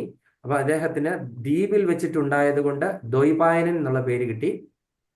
അതുപോലെ തന്നെ വർണ്ണം കൃഷ്ണവർണ്ണം ആയതുകൊണ്ട് കൃഷ്ണദ്വൈപായന വ്യാസ മഹർഷി എന്ന് പറഞ്ഞു കഴിഞ്ഞാൽ എന്താണ്? ഈ നമ്മൾ ജ്ഞാനം പകർന്നു തരുന്ന ഏതൊരു വ്യക്തിയും വ്യാസ മഹർഷി എന്ന് പറയുന്നത്. അതുകൊണ്ടല്ലേ ഗുരുമഹാരാജിന്റെ വ്യാസപൂജയൊക്കെ നമ്മൾ ആഘോഷിക്കുന്നത്. നമുക്ക് അറിവ് പകർന്നു തരുന്ന ആൾക്കാരെ നമ്മൾ വ്യാസം എന്ന് പറയുന്നത്. നമ്മൾ ഇരിക്കുന്ന ആസനത്തിനെ വ്യാസാസനം എന്ന് പറയുന്നു. ക്ലാസ് ഒക്കെ എടുക്കുന്ന ആൾക്കാർ ഇരിക്കുന്ന ആസനത്തെയാണ് വ്യാസാസനം എന്ന് പറയുന്നത്. അപ്പൊ അങ്ങനെ കൃഷ്ണൻ ദ്വൈപായന വ്യാസ മഹർഷി പൂജാതനായി. അദ്ദേഹം അമ്മയോടും അച്ഛനോടും അനുവാദം വാങ്ങിച്ചിട്ട് അദ്ദേഹം തപസ്സിനായിട്ട് പോകുന്നു. ജനിച്ച ഉടനെ തന്നെ. അങ്ങനെ ഇദ്ദേഹത്തിന്റെ പുത്രൻ ശുഖബ്രഹ്മർഷി ഇതേ കാര്യം തന്നെയാണ് ചെയ്തത്, വ്യാസദേവന്റെ മഹർഷി. അപ്പൊ ഈ പറയുന്ന വ്യാസദേവൻ അമ്മയോട് പറയുന്നു, അമ്മയ്ക്ക് എപ്പം ആവശ്യമുണ്ടെങ്കിൽ എന്നെ ഒന്ന് സ്മരിച്ചാൽ മതി, ഞാൻ അവിടെ എത്തിച്ചേരുമെന്ന് പറഞ്ഞു.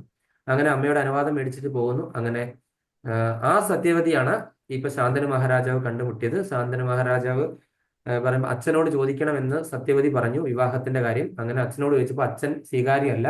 കാര്യം എന്താണ്? രാജാവല്ലേ, അപ്പൊ പല വിവാഹങ്ങളൊക്കെ കഴിക്കും. അപ്പൊ എന്റെ കുട്ടി അവിടെ ദാസിയെ പോലെ അടിമയായിട്ട് കഴിയേണ്ടി വരും. അതുകൊണ്ട് എന്റെ കുട്ടിക്ക് ഉണ്ടാകുന്ന പുത്രൻ ആണ് ഈ രാജ്യാവകാശി എന്ന് മാതാജി എന്തെങ്കിലും പറയുന്നുണ്ടോ? ഗീതാ മാതാജി.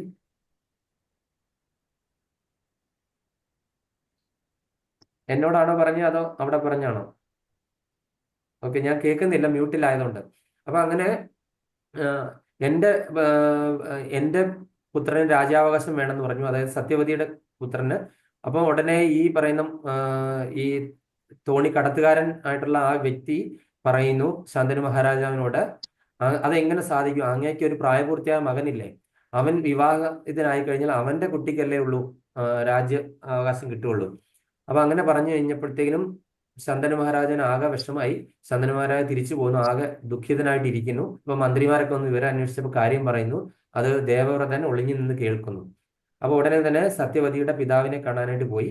സത്യവതിയുടെ പിതാവിനോട് കാര്യങ്ങളൊക്കെ പറഞ്ഞപ്പോൾ പറഞ്ഞു ഇതാണ് കാര്യം, അതായത് നീയാണ് ഇപ്പോൾ രാജാവിന്റെ ദുഃഖത്തിന് കാരണം എന്ന് പറഞ്ഞപ്പോൾ പറഞ്ഞു, ഞാൻ ഇനി ഒരിക്കലും വിവാഹം കഴിക്കുന്നില്ല, ഞാനൊരു സ്ത്രീയുമായിട്ട് ഒരിക്കലും ഇനി സംഘം ചേരില്ല എന്ന് ഒരു പ്രതിജ്ഞ എടുക്കുന്നു. ആ പ്രതിജ്ഞ കേട്ട അതായത് ഭീമമായ ഒരു പ്രതിജ്ഞ എടുത്തു. അപ്പൊ ദേവകളൊക്കെ വന്ന് പുഷ്പവൃഷ്ടി ഭീമപ്രതിജ്ഞ ഭീഷ്മ പ്രതിജ്ഞയായി മാറി. അങ്ങനെ ഭീഷ്മർ എന്നുള്ള പേര് ആയി മാറി ഇദ്ദേഹത്തിന്. അപ്പൊ അങ്ങനെ അശരീരി വന്നു, ഇദ്ദേഹത്തിന് ഭീഷ്മർ എന്നുള്ള പേരായി മാറി. അപ്പൊ ഇദ്ദേഹത്തിന് സ്ത്രീ സംസർഗം ഉണ്ടാകില്ല എന്ന് ഒരു ശാപം കിട്ടാനായിട്ടൊരു കാരണം എന്താണെന്ന് വെച്ച് കഴിഞ്ഞാൽ, ഈ ഭീഷ്മദേവര് ആരായിരുന്നു എന്നുള്ള കഥ ഗംഗാദേവി ശാന്തനു മഹാരാജാവിനോട് പറഞ്ഞു കൊടുക്കുന്നുണ്ട്. എന്തുകൊണ്ടാണ് ഞാൻ ഈ കുട്ടികളെയൊക്കെ എറിഞ്ഞു കൊന്നത് എന്ന് പറഞ്ഞു കൊടുക്കുന്നുണ്ട്. അവർ കുട്ടികൾ സാധാരണ കുട്ടികളല്ല, അവർ അഷ്ടവസ്തുക്കളായിരുന്നു. അതായത് ദേവലോകത്ത് ദേവകളിലെ പല സ്ഥാനങ്ങളുണ്ട്. ആരൊക്കെയാണ്? ഏകാദശ രുദ്രന്മാരുണ്ടല്ലേ, 11 രുദ്രന്മാര്, 12 ആദിത്യന്മാര്, അതുപോലെ തന്നെ അഷ്ടവസ്തുക്കളെ, അഷ്ടദിക്പാലകന്മാരെ, അഷ്ടഗജങ്ങളെ, അങ്ങനെ പല പല സ്ഥാനങ്ങളുണ്ട് ദേവലോകത്ത്. 30 കോടി ദേവകളിൽ വരുന്ന സ്ഥാനങ്ങളാണ് ഇതൊക്കെ. അപ്പൊ ഇതിലെ വസ്തുക്കളാണ് ഈ പറയുന്ന വലിയ മഹാത്മാക്കളാണ്. അപ്പൊ അവര് വസിഷ്ഠ മുനിയുടെ ആശ്രമത്തില് എന്താണ് ഗോലോകത്തുള്ള സുരഭി പശു ഉണ്ട്, കാമധേനു എന്ന് പറഞ്ഞ സുരഭി പശു ഉണ്ട് അവിടെ. ഈ സുരഭി പശുവിനോട് എന്ത് ചോദിച്ചു കഴിഞ്ഞാലും തരും.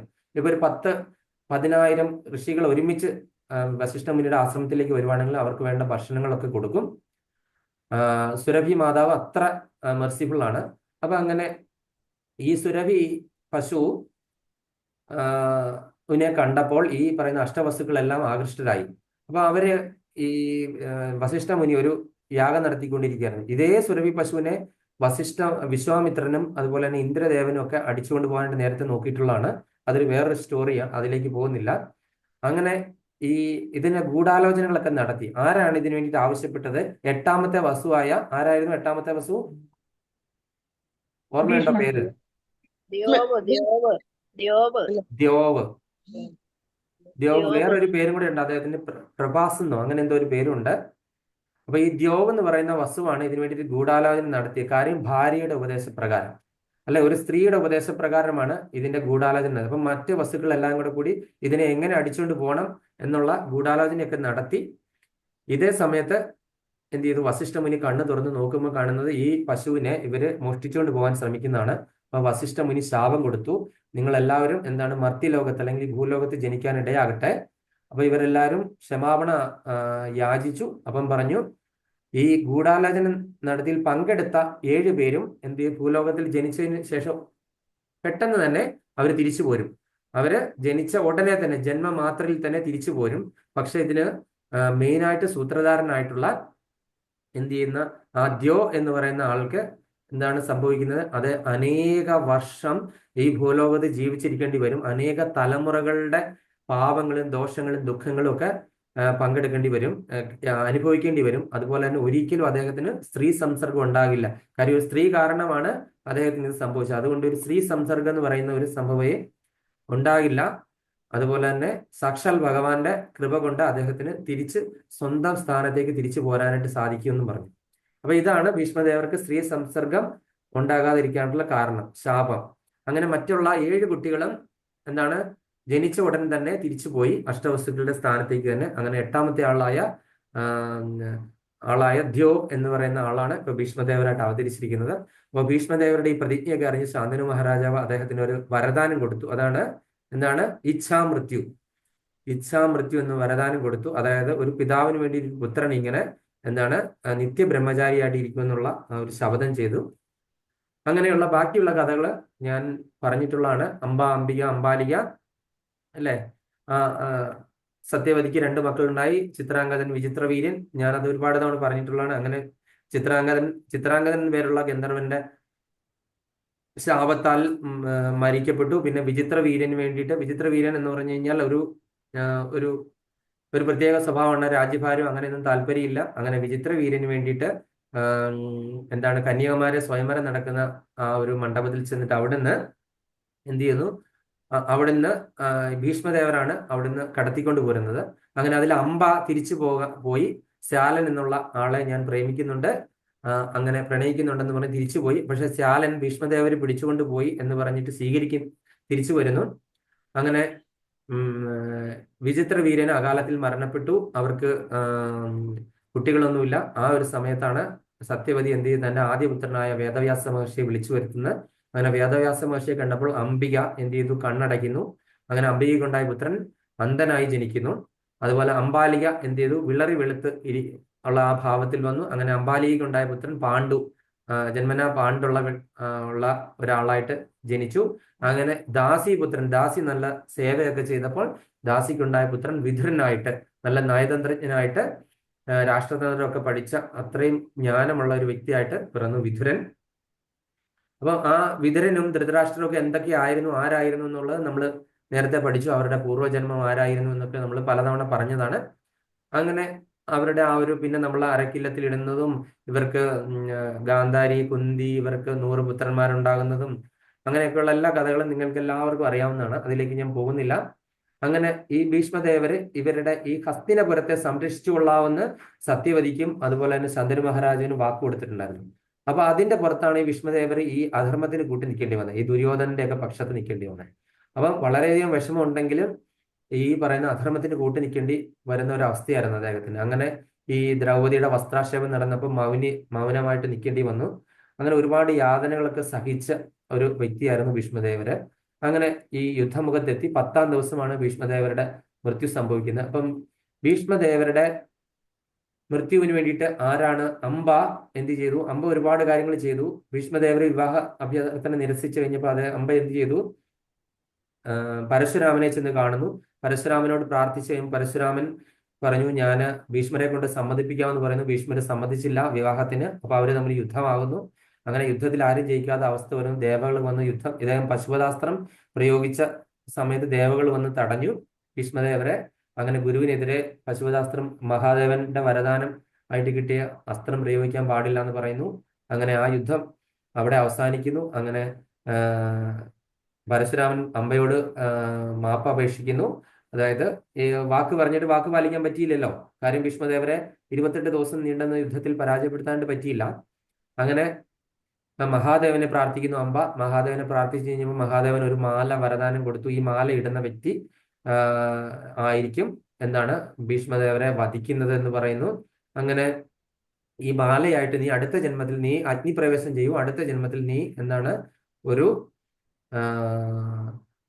പുരുഷനായിട്ട് ജനിക്കുമെന്ന് പറയുന്നു. ആ വരദാനാണ് കൊടുത്തത്. ഇതേ സമയം ദ്രുപദൻ ഇതുപോലെ ഭീഷ്മദേവരുമായിട്ട് ഭയങ്കര വിരോധമാണ്. കാര്യം ഈ പറയുന്ന ചിത്രാംഗതൻ അല്ല വിചിത്ര വീര്യനുമായിട്ടുള്ള ഒരു യുദ്ധത്തിൽ ഭീഷ്മദേവർ ഇടപെട്ടതിന്റെ പേരിൽ ഈ പറയുന്ന ദ്രുപദനും പാഞ്ചാല രാജ്യമായിട്ട് ഭയങ്കര വിരോധത്തിലിരിക്കുക. ഭീഷ്മദേവരെ വധിക്കണം എന്നുള്ള ആഗ്രഹത്തിൽ ഒരു പുത്രൻ വേണമെന്ന് പറയുമ്പോൾ മഹാദേവൻ ഒരു പുത്രി ഉണ്ടാകുമെന്നാണ് പറയുന്നത്. മഹാദേവൻ പക്ഷെ ജനിച്ചതോ ഒരു പുത്രൻ. അങ്ങനെ അതിനെ പുത്രിയായിട്ട് വളർത്തി.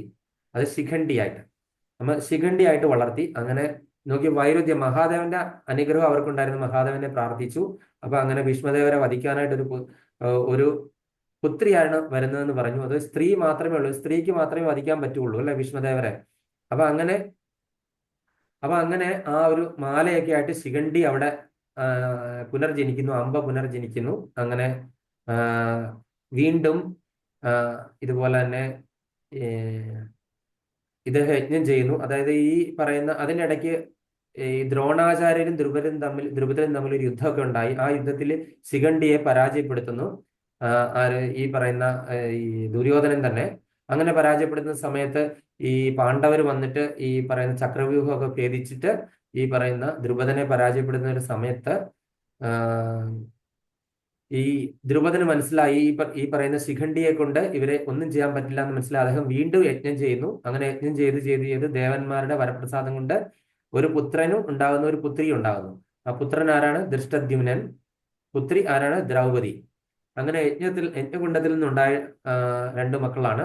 അപ്പം അങ്ങനെ ആ ദ്രൗപദിക്ക് ഈ മാല കൈമാറുന്നു. ദ്രൗപദിയാണ് ഈ പറയുന്ന മാല ആരയിലിടുന്ന? അർജുനിലിടുന്നത്. അപ്പൊ അർജുനൻ മുഖാന്തരമാണ് ഈ പറയുന്ന എന്താ ഈ പറയുന്ന പിതാമഹനെ വധിക്കാനായിട്ടുള്ള സാഹചര്യം ഒരുങ്ങുന്നത്. അങ്ങനെ യുദ്ധം ഒക്കെ തുടങ്ങി. യുദ്ധ സമയത്ത് ഭീഷ്മപിതാമഹന്റെ അസ്ത്രം ഏറ്റിട്ട് പാണ്ഡവരുടെ പക്ഷത്ത് ഒരുപാട് നാശം ഉണ്ടായി. അങ്ങനെ അദ്ദേഹമാണ് അവരുടെ എന്താ പറയുന്ന ഈ കൗരവരുടെ സേനാനായകൻ. അങ്ങനെ അതിഭയങ്കരമായ യുദ്ധം ഉണ്ടായി. അങ്ങനെ 10-ാം ദിവസം എത്തിക്കഴിഞ്ഞപ്പോൾ ഈ പറയുന്ന ശിഖണ്ഡിക്ക് സ്ത്രീ ആയതുകൊണ്ട് കയറാനായിട്ട് പറ്റില്ല. അപ്പൊ അങ്ങനെ ആയതുകൊണ്ട് എന്ത് ചെയ്തു? ഒരു യക്ഷനെ പ്രാർത്ഥിച്ചു. അങ്ങനെ യക്ഷൻ ഒരു ദിവസത്തേക്ക് ഇവരുടെ സ്ത്രീത്വം ഏറ്റെടുത്തിട്ട് പുരുഷത്വം കൊടുക്കുന്നു. അങ്ങനെ ഒരു പുരുഷനായി മാറി അന്ന് അങ്ങോട്ട് യുദ്ധക്കളത്തിൽ കയറി ശിഖണ്ഡിയെ മുൻനിർത്തി യുദ്ധം ചെയ്തപ്പോൾ ഭീഷ്മപിതാമഹൻ അസ്ത്രമൊക്കെ താഴെ ഇറക്കി നിർത്തുന്നു. അപ്പൊ അതിനു മുൻപേ ഭീഷ്മപിതാമഹന് മനസ്സിലായി ഈ പറയുന്ന കൃഷ്ണൻ പ്രതിജ്ഞ എടുത്തിട്ടുണ്ട്, ഞാൻ ആയുധം എടുക്കില്ല എന്ന്. അപ്പം ഭക്തർക്ക് എപ്പോഴും എന്താണ്? ഭഗവാന്റെ പ്രതിജ്ഞ തെറ്റിക്കും. ഭഗവാൻ എന്ത് ചെയ്യും? ഭക്തർക്ക് വേണ്ടിയിട്ട്, പരമഭക്തർക്ക് വേണ്ടി ഭഗവാന്റെ പ്രതിജ്ഞ തെറ്റിക്കും. ഭഗവാൻ എന്ത് ചെയ്യും? പറയുന്ന വാക്കുകളൊന്നും പാലിക്കില്ല. പക്ഷെ ഭക്തന്റെ വാക്ക് പാലിക്കാനായിട്ട് ഭഗവാൻ എപ്പോഴും ശ്രമിക്കും. അതാണ് ഭഗവാന്റെ ഒരു കാര്യം. അപ്പൊ ഭഗവാന്റെ ഈ ക്ഷത്രിയ രൂപം ഒന്ന് കാണണം, ക്ഷത്രിയനായിട്ട് യുദ്ധം ചെയ്യുന്ന ആ ഒരു രൂപം കാണണമെന്ന് ഭീഷ്മദേവർക്ക് അതിയായ ആഗ്രഹം തോന്നി. അങ്ങനെ എന്ത് ചെയ്തു? ഭീഷ്മദേവര് ഭഗവാന്റെ കിരീടം ഒക്കെ തെറിപ്പിച്ചു. ഭഗവാന്റെ ദേഹത്ത് അനേക അസ്ത്രങ്ങളൊക്കെ കൊണ്ടു. അങ്ങനെ ഭഗവാൻ ആകെ ദേഷ്യപ്പെട്ട് രഥത്തിൽ നിന്ന് ചാടി ഇറങ്ങിയിട്ട് ആ രഥത്തിന്റെ ചക്രം എടുത്തിട്ട് ഒരു ഏറെറിയാൻ ഒരുങ്ങുവാണ് ഭീഷ്മദേവരുടെ നേരെ. അപ്പൊ ഭീഷ്മദേവർ ഇങ്ങനെ പ്രാർത്ഥിച്ചുകൊണ്ട് ഇങ്ങനെ ആ ഒരു ചക്രം വീഴാനായിട്ട് കാത്തിരിക്കുകയാണ്. അപ്പം അർജുനൻ വന്ന് കാലയെ പിടിച്ചു. അങ്ങനെ ചെയ്യരുത്, അല്ലയോ കേശവ, അങ്ങ് ഒരിക്കലും ചെയ്യരുത്, അങ്ങയുടെ പ്രതിജ്ഞ തെറ്റിക്കരുത്, ഞങ്ങൾക്കൊക്കെ അപമാനമാണ് അങ്ങനെ ചെയ്താൽ. അങ്ങനെ ചെയ്തു കഴിഞ്ഞാൽ അങ്ങയുടെ പ്രതിജ്ഞ തെറ്റിക്കരുത്, യുദ്ധം ചെയ്യില്ല എന്ന് പറഞ്ഞതാണ് എന്നൊക്കെ പറഞ്ഞ് അപേക്ഷിക്കുന്നു. ഈ യുദ്ധം ഇവിടം കൊണ്ട് ഞാനിപ്പോൾ അവസാനിപ്പിക്കും എന്നൊക്കെ പറഞ്ഞ് ഭഗവാൻ ഇങ്ങനെ അങ്ങ് കത്തിച്ചൊലിച്ചിരിക്കുകയാണ്. ദേഷ്യമൊക്കെ ഏറി. അപ്പോൾ ഭഗവാന്റെ ആ ഒരു മുടിയെല്ലാം ഇങ്ങനെ പാറിപ്പറന്ന് ഇങ്ങനെ നിൽക്കുന്ന ആ ഒരു ദേഷ്യഭാവം, ആ ക്ഷത്രിയ ഭാവം ഒത്തിരിയെല്ലാം താഴെ പോയി. ഭഗവാന്റെ ആ ശരീരം മുഴുവനും ആ ഭീഷ്മദേവർ അവിടെ നിന്ന് ദർശിക്കുകയാണ്. അങ്ങനെ ദർശിച്ച സമയത്ത് ഭഗവാൻ അർജുനന്റെ അപേക്ഷ മാനിച്ചിട്ട് ഭഗവാൻ എന്ത് ചെയ്യുന്നു? ഈ ചക്രം എടുത്ത് ഒരു ഏറെറിയാണ്. ഈ എറിഞ്ഞ സ്ഥലം പശ്ചിമ ബംഗാളിലെ ഏകചക്ര എന്ന് പറഞ്ഞ സ്ഥലത്ത് ഈ ഒരൊറ്റ ചക്രം വന്ന് വീണ സ്ഥലത്താണ് ബലരാമൻ നിത്യാനന്ദ പ്രഭുവായിട്ട് അവതരിച്ചത്, ചൈതന്യ മഹാപ്രഭുവിന്റെ അസോസിയേറ്റ് ആയിട്ട് കലിയുഗത്തിൽ. അപ്പൊ അങ്ങനെ ആ ഒരു ഭഗവാന്റെ ചക്രം വന്ന് വീണ സ്ഥലം തന്നെ ഇപ്പോൾ പുണ്യഭൂമിയാണ്. അങ്ങനെ എന്ത് സംഭവിച്ചു? പിന്നീട് യുദ്ധം അർജുനൻ അമ്പ ചെയ്ത് ശിഖണ്ഡിയെ മുന്നിൽ നിർത്തി അമ്പ ചെയ്തിട്ട് ഇദ്ദേഹത്തിന്റെ ശരശയ്യയിൽ ഇങ്ങനെ വീഴ്ത്തുന്നു. അങ്ങനെ ശരശയ്യയിൽ വീഴ്ത്തി ഇദ്ദേഹത്തിന്റെ ദേഹത്തൊക്കെ ഒരുപാട് മുറിവുകളൊക്കെ ഉണ്ട്. പക്ഷെ ഇച്ഛാമൃത്യുവാണ്. അപ്പൊ അദ്ദേഹം ഉത്തരായനത്തിന് വേണ്ടി കാത്തിരിക്കുവാണ്. അപ്പോൾ കൃഷ്ണൻ എന്ത് ചെയ്യുന്നു? യുധിഷ്ഠിരനെ, ഇനിയിപ്പോ ഇവർക്കല്ലേ രാജ്യം കിട്ടുന്നത്. അപ്പൊ യുധിഷ്ഠിരനെ അങ്ങോട്ടേക്ക് രാജ്യകാര്യങ്ങൾ, രാഷ്ട്രമീമാംസയും രാജ്യതന്ത്രജ്ഞവും എല്ലാം പഠിപ്പിക്കാൻ വേണ്ടിയിട്ട് കൃഷ്ണൻ ഏറ്റവും പറ്റിയ ആളെന്താണ്? ഭീഷ്മപിതാമഹനാണ്. അപ്പൊ ഭീഷ്മപിതാമഹന്റെ അടുത്തേക്ക് വിടുവാണ്. അപ്പൊ ഭീഷ്മപിതാമഹൻ ഇതെല്ലാം ഉപദേശിച്ചു കൊടുക്കുന്നു. അപ്പൊ ഭീഷ്മപിതാമഹന് വാസുദേവനെ കാണണമെന്ന് അതിയായ ആഗ്രഹം. അപ്പൊ വാസുദേവൻ അവിടെ എത്തുന്നത് നോക്കിയിരിക്കുകയാണ്. അപ്പൊ ഈ 5 ദിവസങ്ങൾ അദ്ദേഹം എന്ത് ചെയ്തു? ഇതിനു വേണ്ടി പ്രിപ്പയർ ചെയ്തു. അതായത് ഉത്തരായനത്തിന് വേണ്ടിയിട്ട് പ്രിപ്പയർ ചെയ്തു. അതായത് ജീവിതം അവസാനിപ്പിക്കാൻ വേണ്ടിയിട്ട് അങ്ങനെ പ്രിപ്പയർ ചെയ്ത് ഈ 5 ദിവസമാണ് നമ്മൾ ഇന്ന് ആഘോഷിക്കുന്ന അവസാന ദിവസമാണ് ഭീഷ്മ പഞ്ചകം. അദ്ദേഹം ഉപവാസം എടുത്തു, നിർജ്ജല ഉപവാസമാണ് എടുത്തത്. നമ്മൾ എന്ത് ചെയ്തു? നിർജ്ജലമായിട്ട് 5 ദിവസം ഇരിക്കാൻ പറ്റാത്തതുകൊണ്ട് നമ്മൾ എന്ത് ചെയ്തു? ഏകാദശി പോലത്തെ വ്രതമൊക്കെ എടുത്തു. അങ്ങനെ അങ്ങനത്തെ അതാണ് ഭീഷ്മ പഞ്ചകം. ഭീഷ്മദേവനെ നമ്മൾ പ്രകീർത്തിക്കണം. അപ്പൊ ഭീഷ്മദേവൻ അവിടെ ഭഗവാനെ നേരിട്ട് കണ്ടുകൊണ്ട് എന്ത് ചെയ്തു? യുധിഷ്ഠിര മഹാരാജാവിന് ഉപദേശിച്ചു കൊടുത്തത് എന്താ? വിഷ്ണു സഹസ്രനാമം. ഓം വിശ്വം വിഷ്ണു വഷത്കാരോ ഭൂതഭവ്യ ഭവത് പ്രഭു ഭൂതകൃദ്ഭാവോ ഭൂതാത്മാ ഭൂതഭാവന ഭൂതാത്മാ പരമാത്മാ ച മുക്താനാം പരമാഗിരി അവ്യ പുരുഷക്ഷേത്ര അങ്ങനെ പറഞ്ഞ് ക്ഷേത്രജ്ഞോക്ഷരേവജ അങ്ങനെ പറഞ്ഞ് അങ്ങനെ അങ്ങ് പോവാണ് വിഷ്ണു സഹസ്രനാമം. അങ്ങനെ അവസാനം അതിന്റെ ഫലശ്രുതിയിൽ വരുവാണ് ശ്രീ മഹാദേവൻ പാർവതിയോട് പറയുന്ന പോലെ ശ്രീരാമ രാമ രാമേതി രമേ രാമേ മനോരമേ സഹസ്രനാമ തത്തുല്യം രാമനാമവരാനനെ രാമനാമവരാനന ഓം നമൈതി എന്ന് പറഞ്ഞ് നമ്മൾ കേട്ടിട്ടുണ്ട്. അതായത് 3 രാമമന്ത്രത്തിന് തുല്യമാണ് എത്ര? 1000 വിഷ്ണുവിന്റെ നാമം എന്ന് പറയുന്നത് 3 രാമമന്ത്രത്തിന് തുല്യമാണ് എന്നുള്ള കാര്യങ്ങളൊക്കെ നമ്മൾ അവിടുന്ന് പഠിച്ചു. അത് കഴിഞ്ഞതിന് ശേഷം എന്താണ്? യസ്യ സ്മരണമാത്രേണ ജന്മ സംസാര ബന്ധനാത് വിമുച്യതേ നമസ്തസ്മൈ വിഷ്ണവേ പ്രഭ വിഷ്ണവേ നമഃ സമസ്തഭൂതാനാമാദിഭൂതായ ഭൂകൃതേ അനേകരൂപരൂപായ വിഷ്ണവേ പ്രഭ വിഷ്ണവേ ഓം വിഷ്ണവേ പ്രഭ വിഷ്ണവേ വൈശംപായന ഉവാച എന്നൊക്കെ പറഞ്ഞ് ഇങ്ങനെ അങ്ങ് പോവാണ്. എന്താണ്? യസ്യ സ്മരണ മാത്രേണ ജന്മ സംസാര ബന്ധനാത്. ആ ഒരൊറ്റ സ്മരണ മാത്രയില് ജന്മ സംസാര ബന്ധനാത്, ഈ കെട്ടുപാടും ഈ ബന്ധനം എല്ലാം അവസാനിക്കും. അല്ലെ? ആരുടെ? ഭഗവാന്റെ. അല്ലെ? അങ്ങനെയുള്ള ആ ഭഗവാൻ നിങ്ങളുടെ കൂടെ ഇത്രയും നാളും ഉണ്ടായിട്ട് നിങ്ങൾ മനസ്സിലാക്കിയില്ലോ, നിങ്ങളുടെ സഖയായിട്ട് നിങ്ങളുടെ കൂടെ ഉണ്ടല്ലേ? ജന്മസംസാരം, ഇദ്ദേഹത്തെ ഒറ്റ സ്മരണ മാത്രയിൽ തന്നെ നമ്മളുടെ ഈ കെട്ടുപാടുകളെല്ലാം വിട്ടുപോകും. അല്ലെ? ജന്മസംസാര ബന്ധനാത് വിമുച്യതയെ നമസ്തസ്മേ വിഷ്ണുവേ പ്രഭു വിഷ്ണുവേ. അങ്ങനെ എല്ലാത്തിൽ നിന്നും വിമോചനം നൽകുന്ന അങ്ങനെയുള്ള സാക്ഷാൽ വിഷ്ണുവാണ് ഇവിടെ നിൽക്കുന്നത് നിങ്ങളുടെ മുൻപിൽ. വിഷ്ണുവേ പ്രഭു വിഷ്ണുവേ നമ സമസ്ത ഭൂതാനാം ആദിഭൂതായ ഭൂകൃതേ. ഞാൻ അങ്ങയെ നമിക്കുന്നു. ആദിഭൂതായ, എല്ലാ ഭൂതങ്ങളുടെയും എല്ലാ സൃഷ്ടിയുടെയും ആദിഭൂതമാണ്, ആദി കർത്താവാണ് ഇദ്ദേഹം. ആദിഭൂതായ ഭൂകൃതേ അനേക രൂപരൂപായ വിഷ്ണുവേ വിഷ്ണുവേ. എത്ര രൂപങ്ങൾ അങ്ങേക്കുണ്ടെന്ന് അറിയത്ത് പോലും ഒരാൾക്കും. അല്ലെ? എത്ര രൂപങ്ങൾ അങ്ങ് എടുത്തിട്ടുണ്ടല്ലേ? അനേക രൂപരൂപായ വിഷ്ണുവേ പ്രഭ വിഷ്ണുവേ. അങ്ങനെയുള്ള പ്രഭ ചൊരിയുന്ന വിഷ്ണു അങ്ങേക്ക് നമസ്കാരം. അപ്പൊ അങ്ങനെ പറഞ്ഞ് ആ വിഷ്ണു സഹസ്രനാമം അദ്ദേഹം പൂർത്തിയാക്കുകയാണ്. അദ്ദേഹത്തിന് വേണ്ടിയിട്ട് അർജുനൻ എന്ത് ചെയ്തു? അദ്ദേഹത്തിന് വെള്ളം കുടിക്കാനായിട്ട് പാരന വീട്ടാനായിട്ട് എന്ത് ചെയ്തു? അദ്ദേഹത്തിന് ഒരു അസ്ത്രം എയ്തു. അസ്ത്രം എയ്തിട്ട് അവിടെ നിന്ന് ഗംഗാ നദി നേരിട്ട് വന്നിട്ടാണ് ഗംഗാദേവി എന്ത് ചെയ്തു? ബ്രഹ്മദേവർക്ക് ആ ഒരു പാരന വീട്ടാനായിട്ടുള്ള ആ ജലം കൊടുക്കുന്നത്. അത് നമ്മൾ കണ്ടല്ലോ അല്ലെ? സീരിയലിലൊക്കെ കണ്ടവർക്കൊക്കെ അറിയാം അല്ലെ?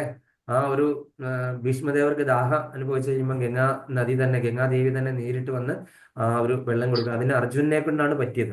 മറ്റൊരാൾക്കും അങ്ങനെ ചെയ്യാനായിട്ട് പറ്റിയില്ല. അർജുനന് മാത്രമേ ഉള്ളൂ. കൗരവരൊക്കെ അവിടെ വന്ന് നിന്നാലും അവർക്കൊന്നും ചെയ്യാൻ പറ്റിയില്ല. അർജുനനാണ് ചെയ്യാൻ പറ്റിയത്. അപ്പൊ അങ്ങനെ ആ ഭീഷ്മദേവരുടെ നമ്മൾ ഓർക്കുകയാണ് ഈ ഒരു സമയത്ത്. അങ്ങനെ ഭീഷ്മപഞ്ച മഹാമഹോത്സവ കി ജയ്. ഭീഷ്മ പിതാമഹന് ഒരു കോടി പ്രണാമങ്ങൾ. അദ്ദേഹത്തിന്റെ ആ ഒരു കൃപയും അനുഗ്രഹവും എല്ലാവരും നമ്മളുണ്ട്. കാര്യം ഭഗവാന്റെ ഭക്തരുടെ അനുഗ്രഹം ഇല്ലാതെ നമുക്ക് ഭഗവാനെ പ്രാപിക്കാനായിട്ട് പറ്റില്ല. അപ്പൊ ഭഗവാന്റെ ഏറ്റവും വലിയ ഭക്തരിൽ ഒരാളാണ് ഭീഷ്മദേവരുടെ സ്തുതിയൊക്കെ പലപ്പോഴും ഗ്രൂപ്പിലൊക്കെ ഷെയർ ചെയ്ത് കണ്ടു കാണും. ഭാഗവതത്തിന് 1-ാം സ്കന്ധത്തിൽ അത് സ്തുതി ജപിക്കാൻ പറ്റുന്നവരൊക്കെ ജപിക്കുക. നമുക്ക് അതിന് സമയമില്ലാതെ നമ്മൾ തുളസി കല്യാണത്തിലേക്ക് പോവാണ്. നമ്മൾ ഇന്ന് കണ്ടു തുളസി കല്യാണം. കാണാത്തവരാരെങ്കിലും ഉണ്ടോ? ഇവിടെ ആരൊക്കെയോ ലേറ്റ് ആയിട്ട് കയറിയിട്ടുണ്ടായിരുന്നു. എനിക്ക് തോന്നുന്നു ശ്രീരഞ്ജിനി മാതാജി, സൗഭാഗ്യവതി കലാ മാതാജി ആണെന്ന് തോന്നുന്നു. തുളസി കല്യാണം നമ്മൾ നടത്തി ചെറിയ രീതിയിൽ. അല്ലെ? ഇത് ചെറിയ രീതിയിൽ നടത്തേണ്ട കാര്യമൊന്നുമല്ല, വലിയ ഗംഭീരമായിട്ട് നടത്തേണ്ട കാര്യമാണ്. പക്ഷെ നമ്മൾ എന്ത് ചെയ്തു? ഓൺലൈനിൽ ഒക്കെ നടത്തുമ്പം അത്ര ചെറുതായിട്ടേ നടത്തുള്ളൂ. പിന്നെ നമ്മളുടെ സാഹചര്യവും ഒക്കെ വെച്ചിട്ട് അങ്ങനെയാണ് നടത്തിയ സമയം ഒക്കെ അനുസരിച്ചിട്ട്. അത് ഭഗവാനും ദേവിയും ക്ഷമിക്കട്ടെ, തുളസി മഹാറാണിയും. അപ്പൊ തുളസി എന്ന് പറഞ്ഞു കഴിഞ്ഞാൽ എന്താണ്? സർവ്വമംഗളകാരിണിയാണ് അല്ലെ? മംഗളപ്രദയായിട്ടുള്ള ആ ഒരു ദേവിയാണ് തുളസി. അപ്പൊ തുളസി പുരാണം, തുളസി മഹാത്മ്യം എന്ന് പറഞ്ഞു കഴിഞ്ഞാൽ ഞാൻ ഇന്നൊരു ദിവസം ഇന്ന് മുഴുവനും പറഞ്ഞു കഴിഞ്ഞാലും തീരില്ല. അത്രയ്ക്ക് പുണ്യവതിയാണ് തുളസി. തുളസിയുടെ ദർശനം, തുളസി പ്രദക്ഷിണം, തുളസിക്ക് വെള്ളം ഒഴിക്കുന്നത്, തുളസി പൂജ ചെയ്യുന്നത്, തുളസി ഭഗവാൻ വിഷ്ണുവിന്റെ പാദങ്ങളിൽ സമർപ്പിക്കുന്നത്, മാല കെട്ടിയിടുന്നത്, ഇതൊക്കെ തന്നെ എന്താണ്? അങ്ങനെ മാല കെട്ടിയിരുന്ന ഒരു മാതാജി ഇവിടെ ഉണ്ട് നമ്മളുടെ കൂടെ. ഹരേ കൃഷ്ണ മാതാജി. മാതാജി ഇവിടെ ഉറങ്ങുവാണ്. തുളസിക്ക് മാധവി രാധ മാതാജി എത്ര നാൾ അമ്പലത്തിൽ മാല കെട്ടിയിട്ടു. ശാന്തകുമാരി മാതാജി ഇപ്പോഴും കെട്ടിയിട്ടുകൊണ്ടിരിക്കുന്നു. അപ്പൊ ഇങ്ങനെയുള്ള മഹത് വ്യക്തികളെ ആളായ 2-3 പേര് നമ്മളുടെ കൂടെ ഉള്ള അവർക്ക് ഞാൻ പ്രണാമം അർപ്പിക്കുന്നു നമ്മളുടെ സത്സംഗത്തിന്റെ പേരിൽ. അതായത് തുളസി ഭഗവാൻ ഒരുപാട് തുളസി മാധവി രാധാ മാതാജിയും ഞാൻ കേട്ടിട്ടുണ്ട്. 13 വർഷം 13 വർഷം 13 വർഷം. അപ്പൊ അങ്ങനെയുള്ള മഹത് ഇപ്പോഴും ഞാൻ വ്യക്തികളെ നമ്മളുടെ സത്സംഗത്തിലുള്ള നമ്മളെ ഒരു ഭാഗ്യമാണ്. അപ്പം ആ ഒരു തുളസി സേവനം 25 വർഷമെങ്കിലും ആയിട്ടുണ്ട്. ഇപ്പോഴും കെട്ടിക്കൊണ്ടിരിക്കുന്നു. അതെ അല്ലേ? 25 വർഷമൊക്കെ അതെ. അയ്യപ്പനുമാരായിരുന്നു. ഹരി ബോൾ, ഹരേ കൃഷ്ണ. അപ്പൊ നമ്മൾ ഒരുപാട് ഭാഗ്യം ചെയ്യുന്ന ആൾക്കാരാണ്. ഇതുവരെ ഭഗവാനെ കാണാൻ പറ്റുന്നുണ്ടാ? ഏ എന്റെ കൃഷ്ണനെയൊക്കെ കാണാൻ പറ്റുന്നുണ്ടാ? ആ, കാണാൻ പറ്റുന്നില്ല മാതാജി. അവിടെ ഒരു അലമാരിയാ കാണുന്നത്. അലമാരിയാണോ ആ തുണി അലമാര. അയ്യോ എനിക്ക് എങ്ങനെയാ കാണിക്കുന്നതെന്ന് അറിയത്തില്ല അല്ലെ? ആ, ഹരി ബോൾ ഇപ്പൊ കാണുന്നുണ്ട് മാതാജി. ഹരേ കൃഷ്ണ, ഹരേ കൃഷ്ണ. വലിയൊരു മാല കണ്ട, അത് പൂമാലയാണോ പ്ലാസ്റ്റിക് മാലയാണോ? ഒന്ന് പ്ലാസ്റ്റിക് ഉണ്ട്, പിന്നെ ദിവസം കെട്ടിയിടുന്നതുണ്ട്. ഹരി ബോൾ, ഹരേ കൃഷ്ണ, ഹരേ കൃഷ്ണ.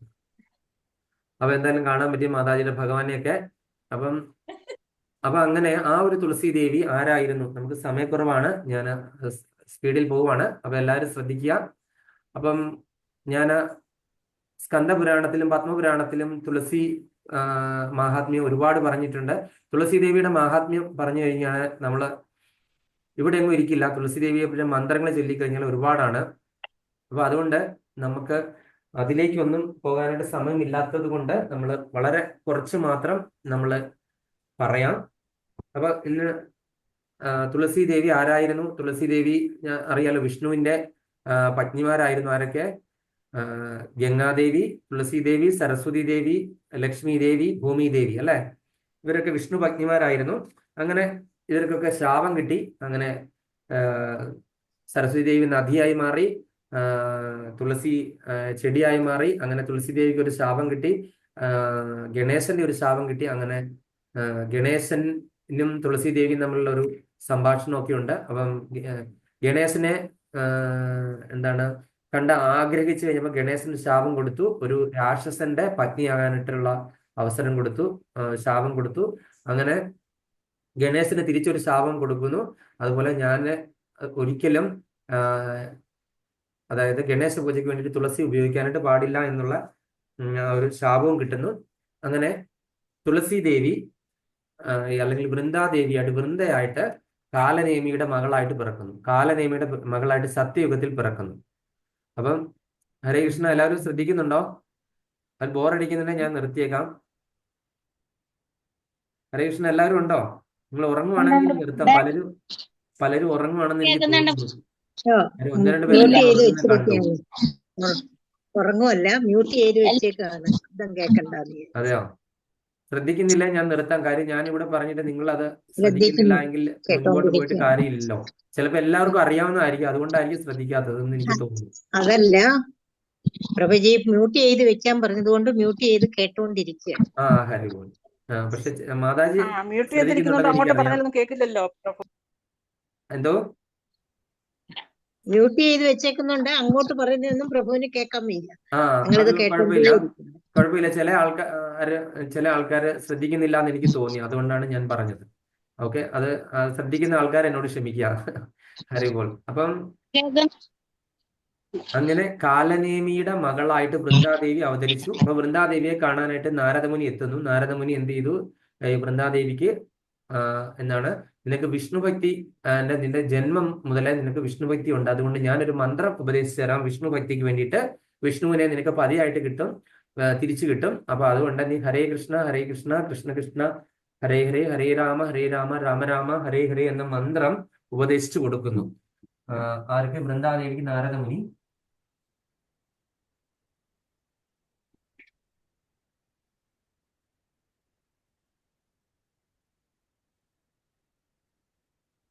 അങ്ങനെ ആ മന്ത്രം ഉപദേശിച്ചു കൊടുത്ത്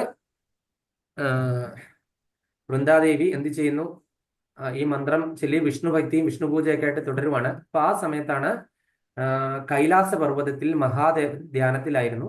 അപ്പം ഇന്ദ്രനും കുറെ അപ്സര സ്ത്രീകളും കൂടെ കൂടി പുഷ്പവിമാനത്തിൽ കൂടെ കൈലാസ പർവ്വതത്തിൽ മുകളിൽ കൂടെ പോയപ്പം ഈ പുഷ്പവിമാനത്തിൽ നിന്ന് എന്തോ ഒരു വസ്തു താഴെ വീണു, മഹാദേവന്റെ മുൻപിൽ വന്ന് വീണു. മഹാദേവന്റെ തപസ്സിന് ഭംഗം ഉണ്ടാക്കി. അപ്പൊ മഹാദേവൻ തൃക്കണ്ണ് തുറന്നു.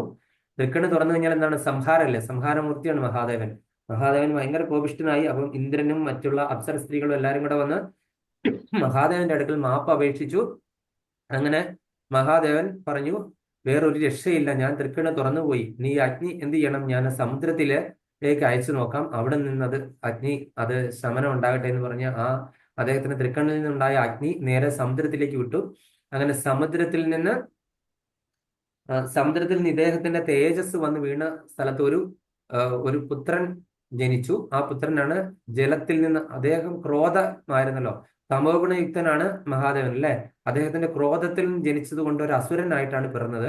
ജലത്തിൽ നിന്ന് പിറന്നത് കൊണ്ട് ജലന്ധരൻ എന്നുള്ള പേരിലായി ഇദ്ദേഹത്തിന്റെ പേരറിയപ്പെട്ടു, ജലന്ധരൻ. അപ്പൊ അങ്ങനെ ഇദ്ദേഹം ഈ ജലന്ധരന് വേറെ ശങ്കാസുരൻ എന്ന് പറയുന്ന ഒരു പേരും ഉണ്ട്, വേറെ ഏതോ പുരാണത്തിൽ അങ്ങനെ പറയുന്നുണ്ട്. അങ്ങനെ ഈ ജലന്ധരൻ എന്ത് ചെയ്തു? ദേവലോകങ്ങളൊക്കെ കീഴ്പ്പെടുത്തി, ഇന്ദ്രനും അങ്ങനെയൊക്കെ ഉള്ളവർക്ക് ഒക്കെ ഒരുപാട് പ്രശ്നങ്ങളൊക്കെ ഉണ്ടാക്കി. അങ്ങനെ ജലന്ധരൻ എന്ത് ചെയ്തു? കാലനേമിയുടെ കൊട്ടാരത്തിൽ വന്ന് വൃന്ദാദേവിയെ പെണ്ണ് ചോദിക്കുന്നു. അങ്ങനെ കാലനേമി വൃന്ദാദേവിയെ കല്യാണം കഴിച്ചു കൊടുക്കുന്നു. അങ്ങനെ വൃന്ദാദേവിയുടെ പാതിവൃത്യ ഭക്തി കൊണ്ട് എന്ത് ചെയ്തു? ഒരു ദേവന്മാർക്കും ഇദ്ദേഹത്തിനെ പരാജയപ്പെടുത്താനായിട്ട് പറ്റുന്നില്ലായിരുന്നു. അങ്ങനെ ദേവന്മാരെല്ലാരും കൂടെ കൂടി വിഷ്ണുവിനെ സമീപിക്കുന്നു. മഹാവിഷ്ണു പറഞ്ഞു, നിങ്ങള് യുദ്ധം വീണ്ടും തുടരുക, മഹാദേവനെ യുദ്ധത്തിൽ വിളിക്കുക, മഹാദേവനെ കൊണ്ട് യുദ്ധത്തിൽ പുറപ്പെടുക, ജലന്ധരനുമായിട്ട് യുദ്ധം തുടങ്ങുക, ഞാനപ്പോൾ വേണ്ടത് ചെയ്തു കൊള്ളാം എന്ന് പറഞ്ഞ് മഹാവിഷ്ണു അവരെ തിരിച്ചയക്കുന്നു. അങ്ങനെ മഹാവിഷ്ണു എന്ത് ചെയ്തു? ജലന്ധരന്റെ രൂപത്തില് ഇതേ സമയത്ത് വൃന്ദാദേവി എന്ത് ചെയ്തു? പതിയുടെ ആയുരാരോഗ്യത്തിന് വേണ്ടിയിട്ട് വലിയൊരു പൂജ ചെയ്യുമായിരുന്നു. അതായത് മഹാവിഷ്ണു പൂജ ചെയ്യുമായിരുന്നു. അപ്പൊ മഹാവിഷ്ണു ജലന്ധരൻ രൂപത്തിൽ പുറത്തു വന്നിട്ട് വിളിക്കുന്നു, വൃന്ദയെന്ന് പറഞ്ഞ് വിളിക്കുന്നു, ജലന്ധരൻ രൂപത്തിൽ വിളിക്കുന്നു. അപ്പം ഈ പതി തിരിച്ചെത്താറുന്ന സമയമായില്ലല്ലോ എന്ന് പറഞ്ഞിട്ട് ആ പൂജ മുടങ്ങിപ്പോയി വൃന്ദാദേവിയുടെ. അതായത് ഭർത്താവ് വിളിച്ചു കഴിഞ്ഞാൽ ഇറങ്ങി വരണ്ടേ പുറത്തേക്ക്. അപ്പൊ അങ്ങനെ പൂജ മുടങ്ങി, വിഷ്ണു പൂജ മുടങ്ങി. എന്ത് ചെയ്തു? നേരെ ഈ പറയുന്ന ജലന്ധരനായിട്ട് വേഷം മാറി നിൽക്കുന്ന വിഷ്ണുവിന്റെ അടുക്കൽ വന്ന് നിൽക്കുന്ന വൃന്ദാദേവി നോക്കി, എന്താണ് അപ്പോൾ അങ്ങ് ഇപ്പോൾ തിരിച്ചു വന്നത് എന്നൊക്കെ ചോദിക്കുന്നു. ഇതേ സമയത്ത് എന്ത് ചെയ്യുന്നു? മഹാദേവൻ അദ്ദേഹത്തിന്റെ തൃശൂലം കൊണ്ട് ഈ ജലന്ധരന്റെ തല അറുക്കുന്നു. അങ്ങനെ ആ തൃശൂലത്തേൽ കോർത്ത് തല വന്ന് എന്ത് ചെയ്തു? ഈ വൃന്ദാദേവിയുടെ പാദത്തിന്റെ ചുവട്ടിൽ വന്ന് വീഴുന്നു. അങ്ങനെ ഇത് കണ്ടപ്പോൾ വൃന്ദാദേവിക്ക് ആകെ ആശ്ചര്യമായി. എന്ത് സംഭവിക്കും? എന്റെ മുൻപിൽ ഭർത്താവ് നിൽക്കുന്നു, ഭർത്താവിന്റെ തല താഴെ കിടക്കുന്നു. ഇതെന്ത് മായാജാലമാണെന്ന് വിചാരിച്ച് കഴിഞ്ഞപ്പോൾ എന്റെ പാതിവൃത്യത്തിന് ശക്തി ഉണ്ടെങ്കിൽ, അത് ഞാൻ ഇത്രയും നാൾ ചെയ്ത വിഷ്ണു ഭക്തിയിൽ എന്തെങ്കിലും സത്യമുണ്ടെങ്കിൽ ഇപ്പോൾ ഇവിടെ സത്യം എന്റെ പതി ആരാണെന്ന് വെളിപ്പെടുത്തണം എന്ന് പറഞ്ഞ് വൃന്ദാദേവി അവിടെ നിന്ന് ശാപം എടുക്കുന്നു. അങ്ങനെ അവിടെ നിന്ന് പ്രാർത്ഥിക്കുന്നു. അപ്പോൾ എന്ത് ചെയ്തു? ഈ തല സംസാരിച്ചു, ഞാനാണ് നിന്റെ യഥാർത്ഥ ഭർത്താവ് എന്ന് പറഞ്ഞിട്ട് അസുരനായ ജലന്ധരൻ സംസാരിക്കുന്നു. അപ്പൊ ഇത് കണ്ടു കഴിഞ്ഞപ്പോഴത്തേന് ഉടനെ വൃന്ദാദേവി, താങ്കൾ ആരാണ്? വേഷപ്രച്ഛന്നായിട്ട് എന്റെ മുൻപിൽ വന്നിരിക്കുന്ന താങ്കൾ ആരാണെന്ന് ഇപ്പോൾ വെളിപ്പെടുത്തണം എന്ന് പറയുന്നു വൃന്ദാദേവി. അപ്പോൾ മഹാവിഷ്ണു സംസാരിച്ചില്ല. ഉടനെ, നീ സംസാരിക്കാതെ ഇങ്ങനെ ഇരിക്കുന്നത് കൊണ്ട്, നീ എന്ത് ചോദിച്ചിട്ട് നീ സംസാരിക്കുന്നില്ല, മറുപടി പറയുന്നില്ല, അതുകൊണ്ട് നീ എന്ത് ചെയ്യുന്നു? ഒരു ശില പോലെ ആയി പോട്ടെ എന്ന് പറയുന്നു. നീ ഒരു ശിലയായി തീരട്ടെ എന്ന് പറഞ്ഞ് ശപിക്കുന്നു. അപ്പൊ അത് കഴിഞ്ഞിട്ട് വീണ്ടും വൃന്ദാദേവി ചോദിക്കുന്നുണ്ട്, നീ എന്തിനിവിടെ വന്നു? നീ എന്തിനാണ് എന്നോട് ഇങ്ങനെ ചെയ്തത്? എന്തിനാണ് എന്റെ ഭർത്താവിന്റെ വേഷം പ്രച്ഛന്നായിട്ട് വന്ന ഭർത്താവിന്റെ വേഷത്തിൽ? എന്തുകൊണ്ട് നീ എന്റെ തപസ് മുടക്കി? എന്തുകൊണ്ട് നീ എന്റെ വിഷ്ണു പൂജ മുടക്കി എന്ന് പറഞ്ഞിട്ട് വീണ്ടും ഭഗവാൻ ഒന്ന് ചിരിച്ചു. ഭഗവാൻ നന്നായിട്ടൊന്ന് ചിരിച്ചു കഴിഞ്ഞപ്പോഴത്തേക്കും എന്ത് ചെയ്തു? വൃന്ദാദേവിക്ക് വീണ്ടും കോപമായി. വൃന്ദാദേവി വീണ്ടും ഒരു ശാപം കൂടെ കൊടുത്തു, നിന്നെ പുഴു അരിക്കട്ടെ എന്ന് പറഞ്ഞു. ശിലയാകുന്നതിന് പുറമെ നീ ആ ശില പുഴു അരിച്ചു പോകട്ടെ എന്ന് പറഞ്ഞു. അങ്ങനെ ശാപം കിട്ടിക്കഴിഞ്ഞപ്പോൾ ഇതേ സമയത്ത് മഹാദേവനും ലക്ഷ്മി ദേവിയെല്ലാം യുദ്ധമെല്ലാം അവസാനിപ്പിച്ചിട്ട് നേരെ ഇവിടെ എത്തി, വൃന്ദാദേവിയുടെ കൊട്ടാരത്തിലെത്തി. അവര് കണ്ടപ്പോൾ എന്ത് ചെയ്തു? ലക്ഷ്മി ദേവി നോക്കിക്കഴിഞ്ഞു, ഭർത്താവിനെ ഇങ്ങനെ ശപിക്കുന്നു. അപ്പൊ ലക്ഷ്മി ദേവി ഇടപെട്ടു. ലക്ഷ്മി ദേവി പറഞ്ഞു, എന്റെ പതിയെ നീ ശപിക്കുന്നോ? വിഷ്ണു ആണെന്ന് അറിയാതെ നീ എന്റെ പതിയെ ശപിച്ചു. നിന്റെ ഭക്തി അപ്പം എന്തുമാത്രമുണ്ട്, നീ അതുകൊണ്ട് എന്ത് ചെയ്യുന്നു? ഒരു നിർജീവമായ ഒരു ചെടിയായി പോകട്ടെ എന്ന് പറഞ്ഞ് ശപിക്കുന്നു. അങ്ങനെ മഹാവിഷ്ണു അപ്പൊ ഇടപെട്ടു. അപ്പൊ മഹാവിഷ്ണു പറഞ്ഞു, എന്റെ ഇച്ഛയോട് കൂടിയാണ് ഇതെല്ലാം നടന്നത്, ഇതെല്ലാം ദേവകാര്യാർത്ഥമായിട്ട് നടന്ന സംഭവങ്ങളാണ്. അപ്പൊ ഞാൻ എന്ത് ചെയ്യുന്നു? അപ്പം ദേവി എന്ത് ചെയ്യും? വൃന്ദാദേവി ശരീരം ഉപേക്ഷിക്കുവാണ്. ശരീരം ഉപേക്ഷിച്ച് അതിന് നദിയായി മാറുന്നു. ദേവിയുടെ മുടിയും രോമവും എല്ലാം എന്താണ് തുളസി ചെടിയായിട്ട് ഈ നദിയുടെ തീരത്ത് പിറവിയെടുക്കും. അങ്ങനെ ഞാൻ എന്ത് ചെയ്തു, സാളിശിലയായിട്ട് ഞാൻ ഗണ്ഡകി നദിയായിട്ടാണ് നേപ്പാളിൽ ഇപ്പോൾ ഉള്ള ഗണ്ഡകി നദിയായിട്ടാണ് വൃന്ദാദേവി പുനർജനിക്കുന്നത്. ഗണ്ഡകി നദി. അങ്ങനെ ഗണ്ഡകി നദിയുടെ തീരത്ത് ഞാൻ എന്ത് ചെയ്തു, സാളിശിലയായിട്ട് ഞാൻ അവതരിക്കുന്നു. ഞാൻ അതിൽ സ്വയം കുടികൊള്ളുന്നു. എൻ്റെ ഭക്തർക്ക് മോക്ഷദാനമായിട്ട് സാളിശില പൂജിച്ചു കഴിഞ്ഞാൽ എന്താണ്, മോക്ഷം ഉറപ്പാണ്, വൈകുണ്ഠ പ്രാപ്തി ഉറപ്പാണ് എന്ന് പറഞ്ഞ് ഭഗവാൻ അവിടെ നിന്ന് വരദാനം കൊടുക്കുന്നു. അങ്ങനെ എന്നെ പുഴുക്കൾ വന്ന് അരിക്കും. കാര്യം എന്താണ്, ജീവൻ അവിടെ തുടിച്ചിരിക്കുന്നു. ജീവനുള്ള ശിലയാണ് സാളിശില. സാളിശിലയിൽ ജീവൻ തുടിക്കുന്നു, ഭഗവാൻ അതിലുണ്ട്. നമുക്ക് പ്രതിഷ്ഠ ചെയ്യേണ്ട ആവശ്യമില്ല. സാളിശില വീട്ടിലുള്ള ആൾക്കാർക്ക് അറിയാം, പ്രതിഷ്ഠ ചെയ്യേണ്ട ആവശ്യമില്ല, ഭഗവാൻ അതിൽ സദാ വസിക്കുന്നു. അപ്പൊ എന്ത് ചെയ്യും, എന്നെ പുഴുക്കൾ വന്ന് അരിക്കുന്നു. ആ പുഴുക്കൾ അരിച്ചിട്ട് എന്ത് ചെയ്യുന്നു, വിഷ്ണു ശിലയുടെ രൂപമാകുന്നു. എങ്ങനെയാണത്, ശംഖുചക്ര ഗദാപത്മ ഇങ്ങനെയുള്ള അടയാളങ്ങൾ. പുഴുക്കൾ അരിച്ചിട്ട് എന്ത് ചെയ്യുന്നു, ചക്രത്തിന്റെയും ശംഖിന്റെയും, നമ്മൾ സാളിശില ശരിക്കുള്ള സാളിശിലയാണോ തിരിച്ചറിയാനായിട്ട് എന്താ നോക്കണം, പുഴുക്കൾ അരിച്ചതാണ് ശംഖുചക്ര ഗദാപത്മങ്ങളുടെ അടയാളം ഉണ്ടെങ്കിൽ അതിന്റെ അർത്ഥം ഇതെന്താണ്, ശരിക്കുള്ള സാളിശിലയാണ്. ഇപ്പൊ എല്ലാം കലിയുഗമാണ്, കാപട്യത്തിന്റെ ഇതായതുകൊണ്ട് ചിലപ്പം ഒക്കെ നമുക്ക് ഈ ഡ്യൂപ്ലിക്കേറ്റ് ഒക്കെ വരുമല്ലോ, ഒരുപാട് ഡ്യൂപ്ലിക്കേറ്റ് ഇറങ്ങുന്നുണ്ട്. അപ്പൊ അതുകൊണ്ട് പ്രഭു ഒന്ന് പറഞ്ഞ ഒന്നുകൂടെ സാളഗ്രാമത്തിന്റെ കാര്യം ഒന്നുകൂടെ ഒന്ന് പറഞ്ഞ് ഒന്നുകൂടെ ഒന്ന് മനസ്സിലാകട്ടെ. അപ്പൊ ഈ വൃന്ദാദേവി ഭഗവാനെ ശിലയായിട്ട് പോകാനായിട്ട് അവതരിക്കത്തില്ല, ശപിക്കുകയല്ലേ. അപ്പൊ ഭഗവാൻ എന്ത് ചെയ്യുന്നു, മറുപടി ആയിട്ട് പറയുന്നു, ഞാന് എന്താണ്, വൃന്ദാദേവി ശരീരം വെടിഞ്ഞ് നദിയായിട്ട് അവതരിക്കും. ആ നദിയുടെ പേര് ഗണ്ഡകി നദി. അതിപ്പോൾ നേപ്പാളിലാണ് ഗണ്ഡക നദി. ആ ഗണ്ഡകി നദിയില് ഞാൻ സാളിശിലയായിട്ട് ഞാൻ അവതരിക്കും. സാളിശിലയായിട്ട്, അതായത് ദേവി ഭഗവാനെ ശപിച്ചു, ശിലയാണ്. ആ ശിലയിൽ ഞാൻ എന്താണ്, പൂർണ്ണ തേജസ്സോടു കൂടിയായിട്ടാണ് ഞാൻ അവതരിക്കാൻ പോകുന്നത്. ആ ശില പൂജാമുറിയിൽ വെച്ചിട്ട് ആരെന്നെ പ്രാർത്ഥിക്കുന്നുവോ അവർക്ക് വൈകുണ്ഠ പ്രാപ്തി ഉറപ്പാണ്. സാളിശില. അതുപോലെ പുഴുക്കൾ വന്ന്, കാര്യം എൻ്റെ പ്രാണൻ അതിലുണ്ട്, അതുകൊണ്ട് പുഴുക്കൾ വന്ന് അതിനെ അരിക്കും. ആ പുഴുക്കൾ വന്ന് അരിക്കുമ്പോൾ അതെന്താണ്, ശംഖുചക്ര ഗദാപത്മങ്ങളുടെ രൂപത്തോടു കൂടിയുള്ള ആണെങ്കിൽ ഞാൻ അതിൽ വസിക്കുന്നുണ്ട് എന്ന് മനസ്സിലാക്കാനായിട്ട് സാധിക്കും, ഈ അടയാളം ഉണ്ടെങ്കിൽ. അപ്പൊ അങ്ങനെ വൃന്ദാദേവിയുടെ മുടിയും അതുപോലെ രോമവും എല്ലാം എന്താണ്, തുളസി ചെടിയായിട്ട് വന്ന് എന്താണ്, ഈ നദിയുടെ തീരത്ത് വന്ന് പിറക്കും. അങ്ങനെ തുളസി ആര് പൂജിക്കുന്നുവോ, പ്രാർത്ഥിക്കുന്നുവോ, പ്രദക്ഷിണം ചെയ്യുന്നുവോ, തുളസിക്ക് വെള്ളം ഒഴിക്കുന്നുവോ, തുളസി പൂജ ചെയ്യുന്നുവോ അവര് വൈകുണ്ഠ പ്രാപ്തി ഉറപ്പാണ്. തുളസിയില ഇല്ലാതെ ഞാൻ ഒരു അന്നവും സ്വീകരിക്കില്ല, ഒരു ഭോഗവും സ്വീകരിക്കില്ല. അതുപോലെ തുളസി പാദത്തിൽ വെക്കാതെ ഒരു പൂജയും ഞാൻ സ്വീകരിക്കില്ല.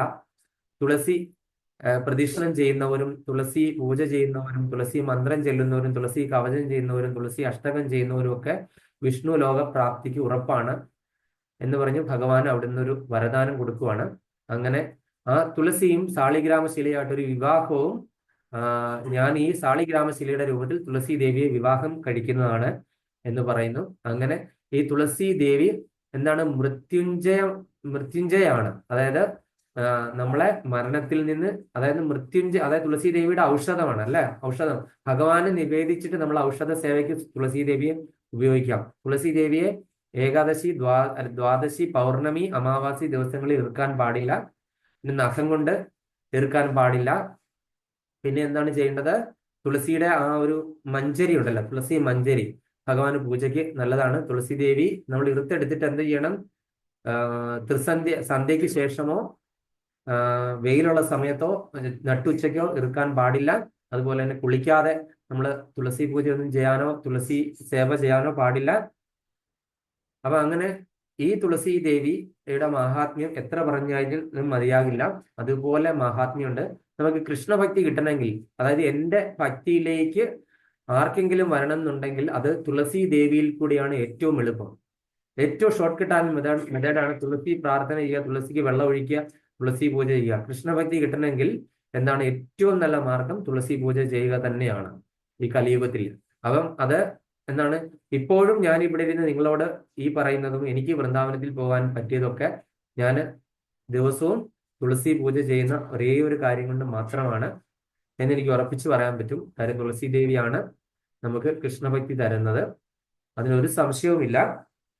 അങ്ങനെയുള്ള ആ ഒരു തുളസി ദേവിയുടെ മഹിമ എത്ര പറഞ്ഞു കഴിഞ്ഞാലും തീരില്ല, ആ തുളസി ദേവിയുടെ മഹിമ. അപ്പം അങ്ങനെ ആം, ആ തുളസി പുരാണത്തിലെ തുളസി മഹാത്മ്യത്തിൽ ഒരുപാട് കഥകളുണ്ട്. അതിലെ ആ, എന്തെങ്കിലും ഒന്ന് രണ്ടെണ്ണം ഒന്ന് ഞാൻ പറഞ്ഞു കഴിഞ്ഞു. അതുപോലെ തന്നെ ഒന്ന് മാഹാത്മ്യങ്ങളോ അങ്ങനെ എന്തെങ്കിലും ഒന്ന് രണ്ട് ഞാൻ വായിക്കാം. ഞാൻ ഈ ഒരു ബുക്കുണ്ട്, അതിന്റെ സോഫ്റ്റ് കോപ്പി എനിക്ക് ഷെയർ ചെയ്യാണ്ട് പറ്റിയിട്ടില്ല. എൻ്റെ കയ്യിൽ ഉണ്ടായിരുന്നു, എവിടെയോ ഉണ്ടായിരുന്നു. അത് ഞാൻ എവിടെയോ മിസ്സായി പോയി. അതുപോലെ തന്നെ ഇതേ വൃന്ദാദേവി എവിടെ വന്നു?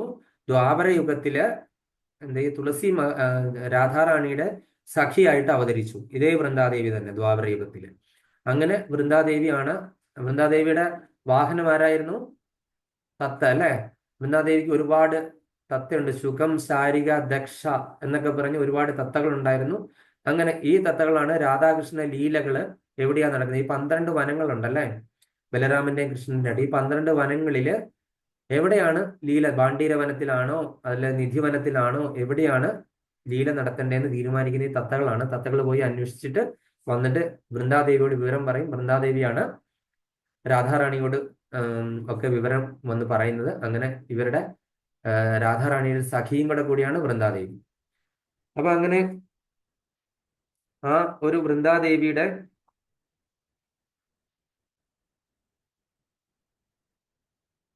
മാഹാത്മ്യം എത്ര പറഞ്ഞു കഴിഞ്ഞാലും തീരില്ല എന്ന് ഞാൻ പറഞ്ഞല്ലോ. കലിയുഗത്തില് നമുക്ക് വിഷ്ണു ഭക്തി കിട്ടുക, അല്ലെങ്കിൽ വിഷ്ണു പൂജ നമ്മൾ ചെയ്യുമ്പോൾ തുളസി ഇല്ലാതെ ഒരു പൂജ ചെയ്യരുത്. വീട്ടിൽ ഇതുവരെ തുളസി വെച്ചിട്ടില്ലാത്ത ആൾക്കാര്, തുളസി പൂജ ചെയ്യാത്തവര്, ഒരു ചട്ടിയിൽ ഒരു തുളസി വെച്ച് പിടിപ്പിച്ചാൽ നമ്മുടെ പൂജാമുറിയിൽ അത് കൊണ്ടുവരാം. പൂജ ചെയ്തിട്ട് തിരിച്ചുകൊണ്ടേ പുറത്തേക്ക് വെക്കാം. തുളസിക്ക് പ്രദക്ഷിണമൊക്കെ വെക്കുക. ബ്രഹ്മഹത്യാ പാവം പോലും, അതാണ് യാനി കാനി ചാവാപാനി ബ്രഹ്മഹത്യതി കാനീച്ച താനി താനി പ്രണശ്യാന്തി പ്രദക്ഷിണ പതേ പതേ എന്ന് പറഞ്ഞിട്ടുള്ള ആ മന്ത്രം നമ്മൾ കേട്ടല്ലോ അല്ലെ. അപ്പൊ അങ്ങനെ അറിയാതെ ചെയ്ത ബ്രഹ്മഹത്യാ പാപം പോലും തുളസി പൂജ ചെയ്തു കഴിഞ്ഞാൽ തീരും. അതുപോലെ നമ്മള് തുളസി കവചം കണ്ടല്ലേ, അതിന്റെ ഒന്ന് രണ്ട് സംഭവത്തിന്റെ അർത്ഥം ഞാൻ പറയാം. ഞാനിവിടെ എടുത്തു വെച്ചിരിക്കുന്ന കണ്ടില്ല, എങ്ങനെയോ മറഞ്ഞുപോയി. ഓ തുളസി, അമൃതിൽ നിന്ന് ജനിച്ച ദേവി. അതായത് ഇത് പാലാഴി മദനത്തിൽ നിന്നും തുളസി അവതരിച്ചിട്ടുണ്ടായിരുന്നു, പാലാഴി മദന സമയത്തും. അങ്ങനെ തുളസിക്ക് ഒരുപാട് പാസ്റ്റ് ടൈംസ് ആണ് തുളസി ദേവിക്ക്.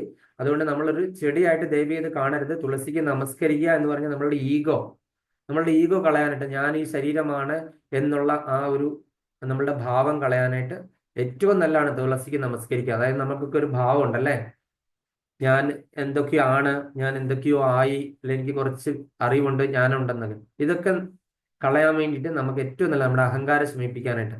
അതായത് ഞാൻ പലപ്പോഴും പറയാറുണ്ടല്ലോ, ഭഗവാൻ വിളിച്ചു കഴിഞ്ഞാൽ നിങ്ങൾക്ക് ആർക്കൊക്കെ ഇറങ്ങി പോരാൻ പറ്റുമോ? ഞാൻ ഈ ഗോപികാ ഗീതത്തിന്റെ ക്ലാസ് എടുത്ത സമയത്ത് ഞാൻ പറഞ്ഞിട്ടുണ്ടല്ലേ. അങ്ങനെ ഇറങ്ങി വരണമെങ്കിൽ നമുക്കൊരു ക്വാളിറ്റി വേണം അല്ലേ. നമുക്കൊരു ക്ലാസ്സിൽ ഇരിക്കണമെങ്കിലും, അതുപോലെ തന്നെ നമ്മള് ഒരു സത്സംഗത്തിൽ പോകണമെങ്കിലും, അങ്ങനെ പല കാര്യങ്ങളും നമുക്കൊരു ഡിസിപ്ലിൻ വേണം അല്ലെ. ഡിസിപ്ലിൻ, നമുക്കൊരു എളിമ, അല്ലെങ്കിൽ നമുക്കൊരു സിംപ്ലിസിറ്റി അല്ലെ. ആ ഒരു സിമ്പിൾ ആകാനായിട്ട് നമുക്ക് എങ്ങനെ പറ്റുമെന്ന് നമ്മൾ അങ്ങനെ ആ സിമ്പിൾ ആയി കഴിഞ്ഞാൽ മാത്രമേ നമ്മൾ മറ്റുള്ളവർക്ക് വേണ്ടിയിട്ട് നമ്മൾ സാഹചര്യം ഉണ്ടാക്കി കൊടുക്കണം അല്ലെ. മറ്റുള്ളവർക്ക് വേണ്ടിയിട്ട് നമ്മൾ അവസരം കൊടുക്കണം.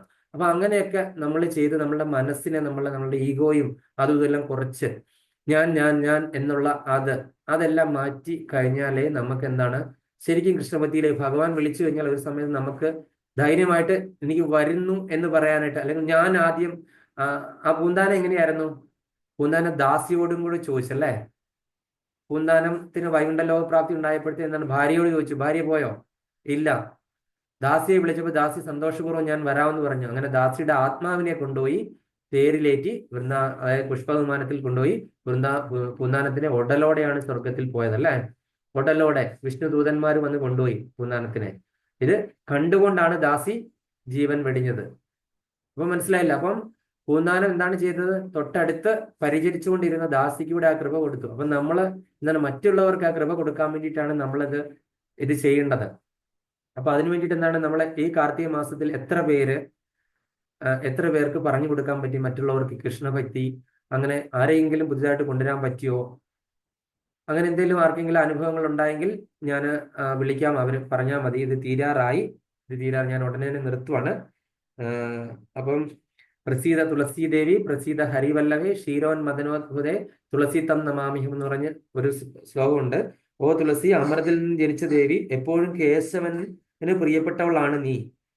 ഓ അനുഗ്രഹവർഷിണി ദേവി, എപ്പോഴും ഭക്തരെ വിഷ്ണുവിന് പ്രിയപ്പെട്ടവരാക്കുന്നു. തുളസി ദേവി എപ്പോഴും ഭക്തരെ കൊണ്ട് എന്താണ് വിഷ്ണുവിന് പ്രിയപ്പെട്ടവരാക്കി മാറ്റുന്നു. അല്ലയോ തുളസി ദേവി, ദേവിയുടെ പാതാരബിന്ദങ്ങളിൽ പ്രണമിക്കുന്നു. എന്റെ ശിരസ്സും കവിളും എന്റെ സർവാംഗവും അവിടുന്ന് സംരക്ഷിച്ചാലും. അല്ലയോ രാജീവ് നയനി, എന്റെ 2 കണ്ണുകളെ സംരക്ഷിച്ചാലും. അല്ലയോ ലക്ഷ്മി സഖി, ദയവ് ചെയ്ത് എന്റെ ചെവികൾ സംരക്ഷിക്കുക. അങ്ങനെ പറഞ്ഞു പോകുന്നു ആ ഒരു സ്തോത്രം. അതുപോലെ അടുത്തത് അതിന് ഒരുപാടുണ്ട് തുളസിയെ പറ്റി ഇതിനകത്ത്.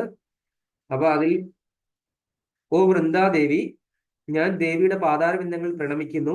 സ്വയം പ്രഭയിൽ കുളിച്ചു നിൽക്കുന്ന ദേവിയുടെ ശോഭ മിന്നലിനേക്കാളും സ്വർണ്ണ ചമ്പക പുഷ്പത്തെക്കാളും വലുതാണ്. ദേവിയുടെ ദിവ്യ വസ്ത്രങ്ങളുടെ തിളക്കം നീലഭണ്ഡൂക പുഷ്പത്തിന്റെ മനോഹാരിതയെ നിഷ്പ്രഭമാക്കുന്നു.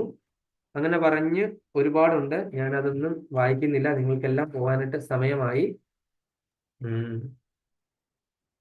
അങ്ങനെ താളിശിലയുടെ ആരാധന രീതി, അതുപോലെ തുളസി പൂജ എങ്ങനെ ചെയ്യും, തുളസി ആരതി എങ്ങനെ ചെയ്യും, അതിനെപ്പറ്റിയൊക്കെ ഇതിനകത്ത് പറയുന്നു. ഈ ഒരു ബുക്കാണ്. അതിനകത്ത് തുളസി പൂജ, തുളസി മാഹാത്മ്യം, താളിശില എങ്ങനെ പൂജിക്കാം, അതുപോലെ തുളസി ആരാധന എങ്ങനെ ചെയ്യും എന്നൊക്കെ വ്യക്തമായിട്ട് പറയുന്ന ഒരു ബുക്കാണ്. അപ്പൊ അതിലേക്ക് പോകാനായിട്ട് നമുക്ക് സമയമില്ല. എനിക്കും അടുത്ത ക്ലാസ് എനിക്ക് പാരണ വീടണം. ഇവിടെ ഇപ്പം ചന്ദ്രോദയത്തിന്റെ സമയമൊക്കെ അടുത്തുകൊണ്ടിരിക്കുകയാണ്. കാർത്തിക പൗർണമി ദർശിക്കണം എനിക്ക് പോയി, എന്നിട്ട് പാരണ വീടണം, ആരതിയൊക്കെ ഉണ്ട്. അതുകൊണ്ട് ഞാൻ അധികം നീട്ടുന്നില്ല. ഇത്രയും തന്നെ നീട്ടി നിങ്ങളെയൊക്കെ ബുദ്ധിമുട്ടിപ്പിച്ചതിൽ ഞാൻ ക്ഷമിക്കുന്നു. ഇത്രയും നേരം പോയതില്ല. ഇങ്ങനെ വിശേഷ ദിവസമൊക്കെ ആയതുകൊണ്ടാണ് എല്ലാവരും ക്ഷമിക്കുമെന്ന് വിചാരിക്കുന്നു. ഇനി പോകേണ്ടവർക്കൊക്കെ എക്സിറ്റ് ആകാം. അല്ലാത്തവര് ഈ ഒരു കാർത്തിക മാസത്തിൽ അല്ലാത്തവർ മാത്രം ഇരിക്കുക. ഞാൻ ഒരിക്കലും എനിക്കൊരു ക്ലാസ് കഴിഞ്ഞു കേട്ടോ, ഇനി ക്ലാസ് ഇല്ല. അപ്പൊ എന്തെങ്കിലും റിയലൈസേഷൻ ഉണ്ടെങ്കിൽ മാത്രം പറയാം, 1-2 വാക്കുകളിൽ മാത്രം, എന്നിട്ട് നമുക്ക് അവസാനിക്കാം. എല്ലാവർക്കും എന്തെങ്കിലും ഈ കാർത്തിക മാസത്തിൽ അവർക്ക് ചെയ്യാൻ പറ്റുമോ? ഞാൻ ദാമോദരാരതി എല്ലാ ദിവസവും ചെയ്തു, ഞാൻ അങ്ങനെയൊക്കെ എന്തെങ്കിലും ഉണ്ടെങ്കിൽ മാത്രം ഷെയർ ചെയ്യാം. എന്നിട്ട് നേരെ അങ്ങ് എക്സിറ്റ് ആയിക്കോളൂ, കുഴപ്പമില്ല. ഹരേ കൃഷ്ണ. ഗീതാ മാതാജി. ഞാൻ എല്ലാ ദിവസവും ആദ്യത്തെ ദിവസം ഹരേ കൃഷ്ണ. ഗീതാ മാതാജി, ഞാൻ ഗീതാ മാതാജിയെ വിളിച്ചത്. നെയ്വിളക്ക് എല്ലാ ദിവസവും തെളിയിക്കുമായിരുന്നു. പിന്നെ ദാമോദരാഷ്ടമം ചൊല്ലുമായിരുന്നു. അത് പോലും മുടക്കിയിട്ടില്ല. ഹരേ കൃഷ്ണ. മാതാജിക്ക് ആരെങ്കിലും കൃഷ്ണാബോധത്തിലേക്ക് കൊണ്ടുവരാനായിട്ടോ അങ്ങനെ എന്തെങ്കിലും പറ്റിയോ? അത് പ്രഭുജി പറഞ്ഞ ലവമാത്രം, സാധുസംഘം, അതുപോലെ നമ്മുടെ ഗോവർദ്ധന ലീല, ഇതെല്ലാം മതപാഠശാലയിലെ കുട്ടികളെ പഠിപ്പിച്ചു പറഞ്ഞു കൊടുത്തു. ഹരേ കൃഷ്ണ. ഹരേ കൃഷ്ണ. എനിക്ക് ഒരുപാട് സന്തോഷമായി മാതാജി, ഞാൻ അഭിമാനിക്കുന്നു. അടുത്തത് രതിദേവി മാതാജി.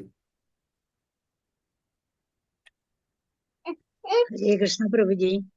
എല്ലാ ദിവസവും ദാമോദരാഷ്ടമം ചൊല്ലുകയും ആരതി 2 പ്രാവശ്യം രാവിലെയും വൈകിട്ടും ആരതിയൊക്കെ അത് പിന്നെ ആ പടത്തില് അല്ലെങ്കിൽ ആ ഭഗവാന്റെ ഇതില് എന്നും തുളസിമാലയും കെട്ടിയിട്ട് അതിന്റെ താഴെ ഞാൻ പൂവൊക്കെ വെച്ച് രാവിലെയും വൈകിട്ട് പൂവൊക്കെ വെച്ച് ഇത് ഒഴിഞ്ഞ് വിളക്കൊക്കെ ഒഴിയുമായിരുന്നു. പിന്നെ ആ കഥകളെല്ലാം ഞാനിവിടെ ക്ഷേത്രത്തിലെ കുഞ്ഞുങ്ങൾക്ക് പറഞ്ഞു കൊടുത്തു.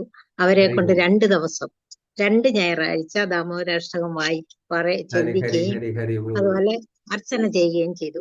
അവരെ എന്റെ പടം തന്നെ കൊണ്ടുപോയി വെച്ചിട്ട് വിളക്കിന്റെ മുമ്പിൽ വെച്ച് അവരെ കൊണ്ട് എല്ലാരും ഓരോ കുട്ടികളെ ആയിട്ട് വിളിച്ച് എല്ലാവരും വിളക്ക് ഒഴിയുകയും ആ നാമം ജപിക്കുകയും ചെയ്തു. പിന്നെ ഞാൻ അതിന്റെ കോപ്പി എടുത്ത് എല്ലാവർക്കും കൊടുത്തു. ദാമോദരാഷ്ടകത്തിന്റെ കോപ്പി എടുത്ത് കുട്ടികൾക്ക് കൊടുത്തിട്ട് അമ്മമാരെ കൊണ്ടൊക്കെ വായിക്കണമെന്നൊക്കെ പറഞ്ഞു വിട്ടു. എന്തോ ചെയ്തൊന്നും പിന്നെ അറിയാം.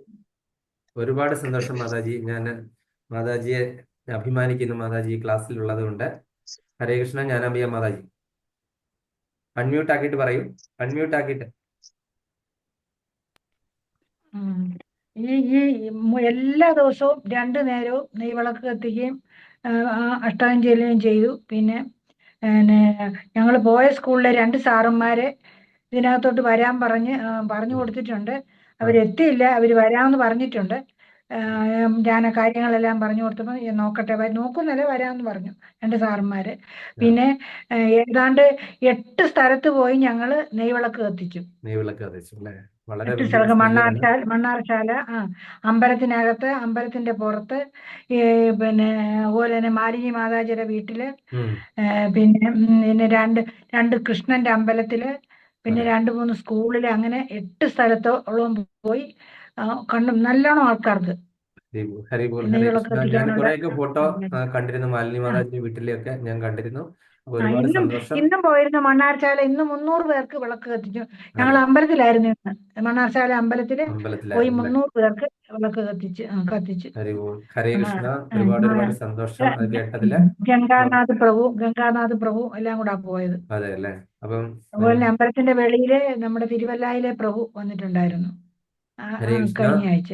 ഹരേ കൃഷ്ണ അങ്ങനെ മാതാജി. എന്തായാലും ഒരുപാട് ഒരുപാട് സന്തോഷം കേട്ടതില്. മാതാജി കൃഷ്ണഭക്തിയില് ഉറച്ചു പോവുക. നമ്മള് ആ, ഭഗവാന്റെ കാര്യങ്ങളൊക്കെ സർവദാ ഭഗവാന്റെ സ്മരണയായിട്ട്, അതുപോലെ തന്നെ ഭഗവാന്റെ നാമം പ്രചരിപ്പിക്കുക എന്നുള്ളത് നമ്മൾക്ക് കിട്ടുന്ന കൃപ മറ്റുള്ളവരിലൂടെ കൂടി നമ്മൾ എത്തിക്കാനായിട്ട് ശ്രമിക്കുക പരമാവധി. അതായത് സത് വ്യക്തികളായിട്ടുള്ള നല്ല മനസ്സുള്ള വ്യക്തികളെ കാണുമ്പോൾ നമ്മൾ പറയും, അല്ലാത്ത ചാടിക്കടിക്കാൻ വരുന്ന ആൾക്കാരോടൊന്നും പറയണ്ട. അവർക്ക് യോഗമായിട്ടില്ല, അത്ര അവർക്ക് ഭാഗ്യം ഉണ്ടെങ്കിൽ മാത്രമേ ഉള്ളൂ അത് നടക്കുകയുള്ളൂ. അടുത്തത് സുജന മാതാജി. Mataji mic on ആക്കൂ.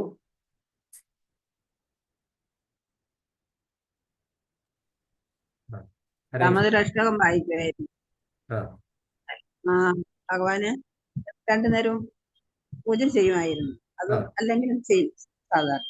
അതെ. പിന്നെ അതിൽ കൂടുതലും എല്ലാ ദിവസവും വിഷ്ണു സഹസ്രനാമം വായിക്കുമായിരുന്നു. ആ, ആ, പിന്നെ ഹരേ കൃഷ്ണ മന്ത്രം 16 മിക്കവാറും ദിവസം 16 ജപിക്കാൻ ജപിക്കാൻ നോക്കി. പക്ഷെ ചില ദിവസങ്ങളിലൊക്കെ സാധിച്ചില്ല. സാഹചര്യം.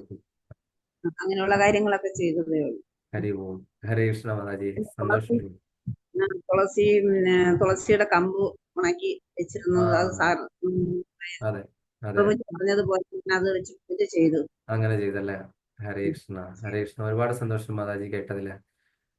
അപ്പൊ എന്തായാലും ഭഗവാന്റെ കൃപ ഉണ്ടാകട്ടെ. അതുപോലെ ശാന്തകുമാരി മാതാജി ഉണ്ടോ?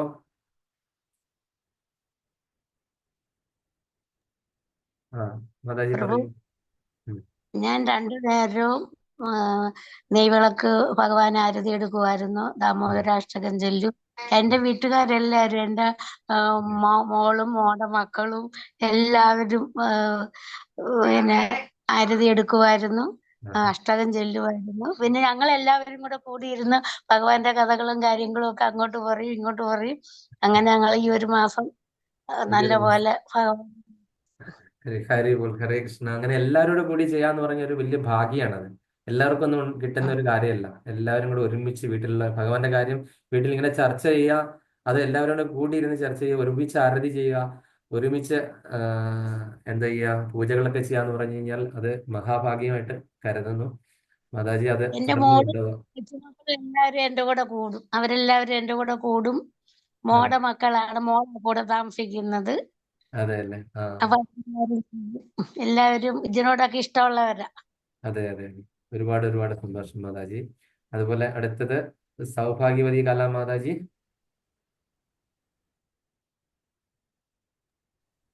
ഹരേ കൃഷ്ണ. ഹരേ കൃഷ്ണ മാതാജി. വീട്ടിലുള്ള പൂജകളൊക്കെ ചെയ്തോളൂ പ്രഭുജി. പുറത്തൊന്നും പോവാനോ അങ്ങനെയുള്ളതൊന്നും എനിക്ക് കഴിഞ്ഞിട്ടില്ല. അതെ പിന്നെ അതെ പത്മനാഭ സ്വാമി ക്ഷേത്രത്തിൽ 1-2 ദിവസം പോയി, അത്രേ പറ്റുള്ളൂ എന്നെ കൊണ്ട്. അതെ വീട്ടിലുള്ള നിത്യം ഞാൻ ചെയ്യും പോലെയുള്ള എല്ലാ പൂജകളും ഒക്കെ ചെയ്യും, അതെ. വായിക്കും. ആ, ഹരേ കൃഷ്ണ. പുറത്ത് ആർക്കും പറഞ്ഞു കൊടുക്കാൻ അങ്ങനെയുള്ളതൊന്നും നമ്മളെ വീടിന്റെ അടുത്ത് അങ്ങനെയുള്ള ആൾക്കാരും ഇല്ല. ഇല്ല. എന്റെ വീട്ടിലും ആരും ഇല്ല. എന്റെ അമ്മയ്ക്ക് പിന്നെ എല്ലാം അറിയാം, കഥകളും എല്ലാം. ആ, നമുക്ക് അതിന് പിന്നെ ഭീഷ്മ പഞ്ചകം ഇട്ട് ഏകാദശി ഇട്ട് 5 ദിവസവും ഞാൻ നല്ലവണ്ണം നോക്കി. അതില് ഏകാദശിയുടെ പിറ്റേന്ന് പാരണ വീട്ടിയതിന്റെ ചാമേരി ഉപയോഗിച്ച് പിന്നെ 3 ദിവസം ഒന്നും കഴിച്ചിട്ടില്ല. ഫ്രൂട്ട്സ് ഒക്കെ കഴിച്ചിട്ടുള്ളൂ. ആ, ഓക്കെ. ആ ഇന്ന് പാരണ വീട്ടുണ്ട്, അത് കണ്ടിന്യൂസ് ആണ് മാതാജി. ആ അതായത് ആ പാരണ അത് ഗുരുവായൂർ എനിക്ക് ഏകാദശി, അറിയത്തില്ല. ഗുരുവായൂർ ഏകാദശി ആയിരുന്നല്ലോ. പക്ഷെ ഗുരുവായൂർ ആഘോഷിക്കുന്ന അടുത്ത ഏകാദശി ആയിട്ടാണ്. ശരിക്കും ഗുരുവായൂർ ഏകാദശി ഉത്ഥാന ഏകാദശി ആയിരുന്നു ഇപ്പൊ കഴിഞ്ഞു പോയത്. ആ ഏകാദശിയുടെ അന്ന് തൊട്ട് നമ്മൾ പിറ്റേ ദിവസം പാരണ വീട്ടണ്ട ഭീഷ്മപഞ്ചകം എടുക്കുന്നവർ. ഭീഷ്മപഞ്ചകം എടുക്കാത്തവരാണ് പാരണ വീട്ടുന്നത്. നമുക്കപ്പം കണ്ടിന്യൂസ് ആയിട്ട് അതായത് ഈ തൈരും പാലും പാലുൽപ്പന്നങ്ങളും ഒന്നും കൂട്ടാൻ പറ്റത്തില്ല, മുളകോ അങ്ങനെയൊന്നും. വേറെ പക്ഷെ യാതൊന്നും ഉപയോഗിച്ചില്ല. ചാമേരി ഉപയോഗിച്ചൊരു 5 പിറ്റന്ന് ദിവസം അത് ബുദ്ധിമുട്ടായതുകൊണ്ട് ഞാനും എന്ത് ചെയ്തു, ഓഫീസിൽ ജോലിയൊക്കെ ചെയ്യുന്നതല്ല, 5 ദിവസം ബുദ്ധിമുട്ടായതുകൊണ്ട് ഞാനും പച്ചമുളക് ഉപയോഗിച്ചു, കുരുമുളക് പൊടി ഉപയോഗിച്ചു, പിന്നെ തൈര് ഉപയോഗിച്ചു. അതായത് അത്രയും തീവ്രമായിട്ട് നമുക്ക് പറ്റത്തില്ല മാതാജി, ജോലിക്കൊക്കെ പോകുന്നതായിരുന്നു.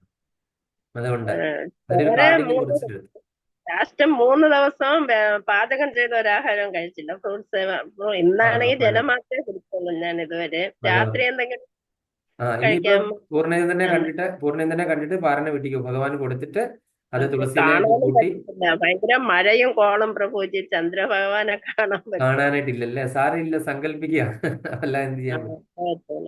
ഹരേ കൃഷ്ണ മാതാജി, ഹരി ബോൾ, ഹരേ കൃഷ്ണ, സർവം കൃഷ്ണാർപ്പണമസ്തു. വിലാസിനി മാതാജി കൂടെ ഉണ്ട്, പെട്ടെന്ന് മാതാജി പറഞ്ഞോളൂ. വിലാസിനി മാതാജി കേട്ടിരിപ്പുണ്ടോ? ഞങ്ങള് ഗ്രൂപ്പിൽ തന്നെ ഈ ദാമോദര മാസം തുടങ്ങിയ അതിന്റെ അപ്പോഴ് തന്നെ വൈഷ്ണവ ഗീതങ്ങൾ എന്നുള്ള ബുക്ക് വാങ്ങിച്ച് ദാമോദരാഷ്ടകം എല്ലാവരും ആരതി നടത്തി, നെയ്വിളക്ക് കത്തിച്ച് ആരതി നടത്തി. അതായിരുന്നു ഞങ്ങളുടെ ആദ്യം തൊട്ട് തന്നെ തുടങ്ങി. അപ്പൊ മുമ്പേ തന്നെ ഇസ്കോണിൽ പോയി പരിചയമുള്ളവർക്കെല്ലാം അറിയാം നെയ്വിളക്ക് കത്തിക്കണമെന്നും ദാമോദരാഷ്ടകം പാടണമെന്നും. അപ്പോൾ അതനുസരിച്ച് നമ്മൾ എല്ലാ വർഷവും ചെയ്തുകൊണ്ടിരിക്കുന്ന തന്നെ ഇപ്പോഴും അത് ചെയ്തു. പ്രഭു കേട്ടില്ലേ? ഹരേ കൃഷ്ണ, ഒരുപാട് സന്തോഷം. നമ്മളെ എല്ലാവരും തന്നെ ആ ഒരു ദാമോദര മാസത്തിന്റെ ആ ഒരു മഹിമ ഉൾക്കൊണ്ടു. അവരെല്ലാവരും തന്നെ അവരുടെ കഴിവിന്റെ പരമാവധി സാഹചര്യത്തിന് അനുസരിച്ചിട്ടും അതിലൊക്കെ ഉപരി നമ്മൾ ആ ഒരു ഇത് ചെയ്തു. അത് പക്ഷെ നമ്മളുടെ ഉള്ളിന്റെ ഉള്ളില് ഇതെല്ലാം നമുക്കൊരു ഡിപ്പോസിറ്റ് ആണല്ലേ, ഫിക്സഡ് ഡിപ്പോസിറ്റ് ആണല്ലേ. ഒരിക്കലും ഇതിനൊരു കുറവ് വരുന്നില്ല. നമ്മൾ ഭഗവാന് വേണ്ടിയിട്ട് ചെയ്ത ഒരു ചെറിയ ഒരു തുളസി ഇല ഭഗവാൻ ഇട്ടത് പോലും ഭഗവാൻ ഒരിക്കലും മറക്കില്ല. നമ്മളാണ് എപ്പോഴും മറക്കുന്നത് അല്ലേ, തലമറന്ന് എണ്ണ തേക്കുന്നവരല്ലേ. പക്ഷെ ഭഗവാൻ ഇതൊന്നും മറക്കുന്നില്ല. ഭഗവാന്റെ ഒരു പാദത്തിൽ ഒരു ചെറിയ തുളസി ഇല ഇട്ട ഭഗവാന്റെ കാര്യത്തിന് വേണ്ടി ഒരു ചെറിയൊരു മുന്നേറ്റം വെച്ചാൽ അതെല്ലാം തന്നെ ഈവൻ നമുക്ക് അടുത്തൊരു ജന്മം ഉണ്ടെങ്കിൽ പോലും അവിടെ അതിനുശേഷം തുടങ്ങിയാൽ മതി. അതാണ് ഭക്തിയുത സേവനത്തിൽ ഉള്ള ആ ഒരു നേട്ടം. നമുക്കെല്ലാം ലോട്ടറിയാണ് അല്ലേ.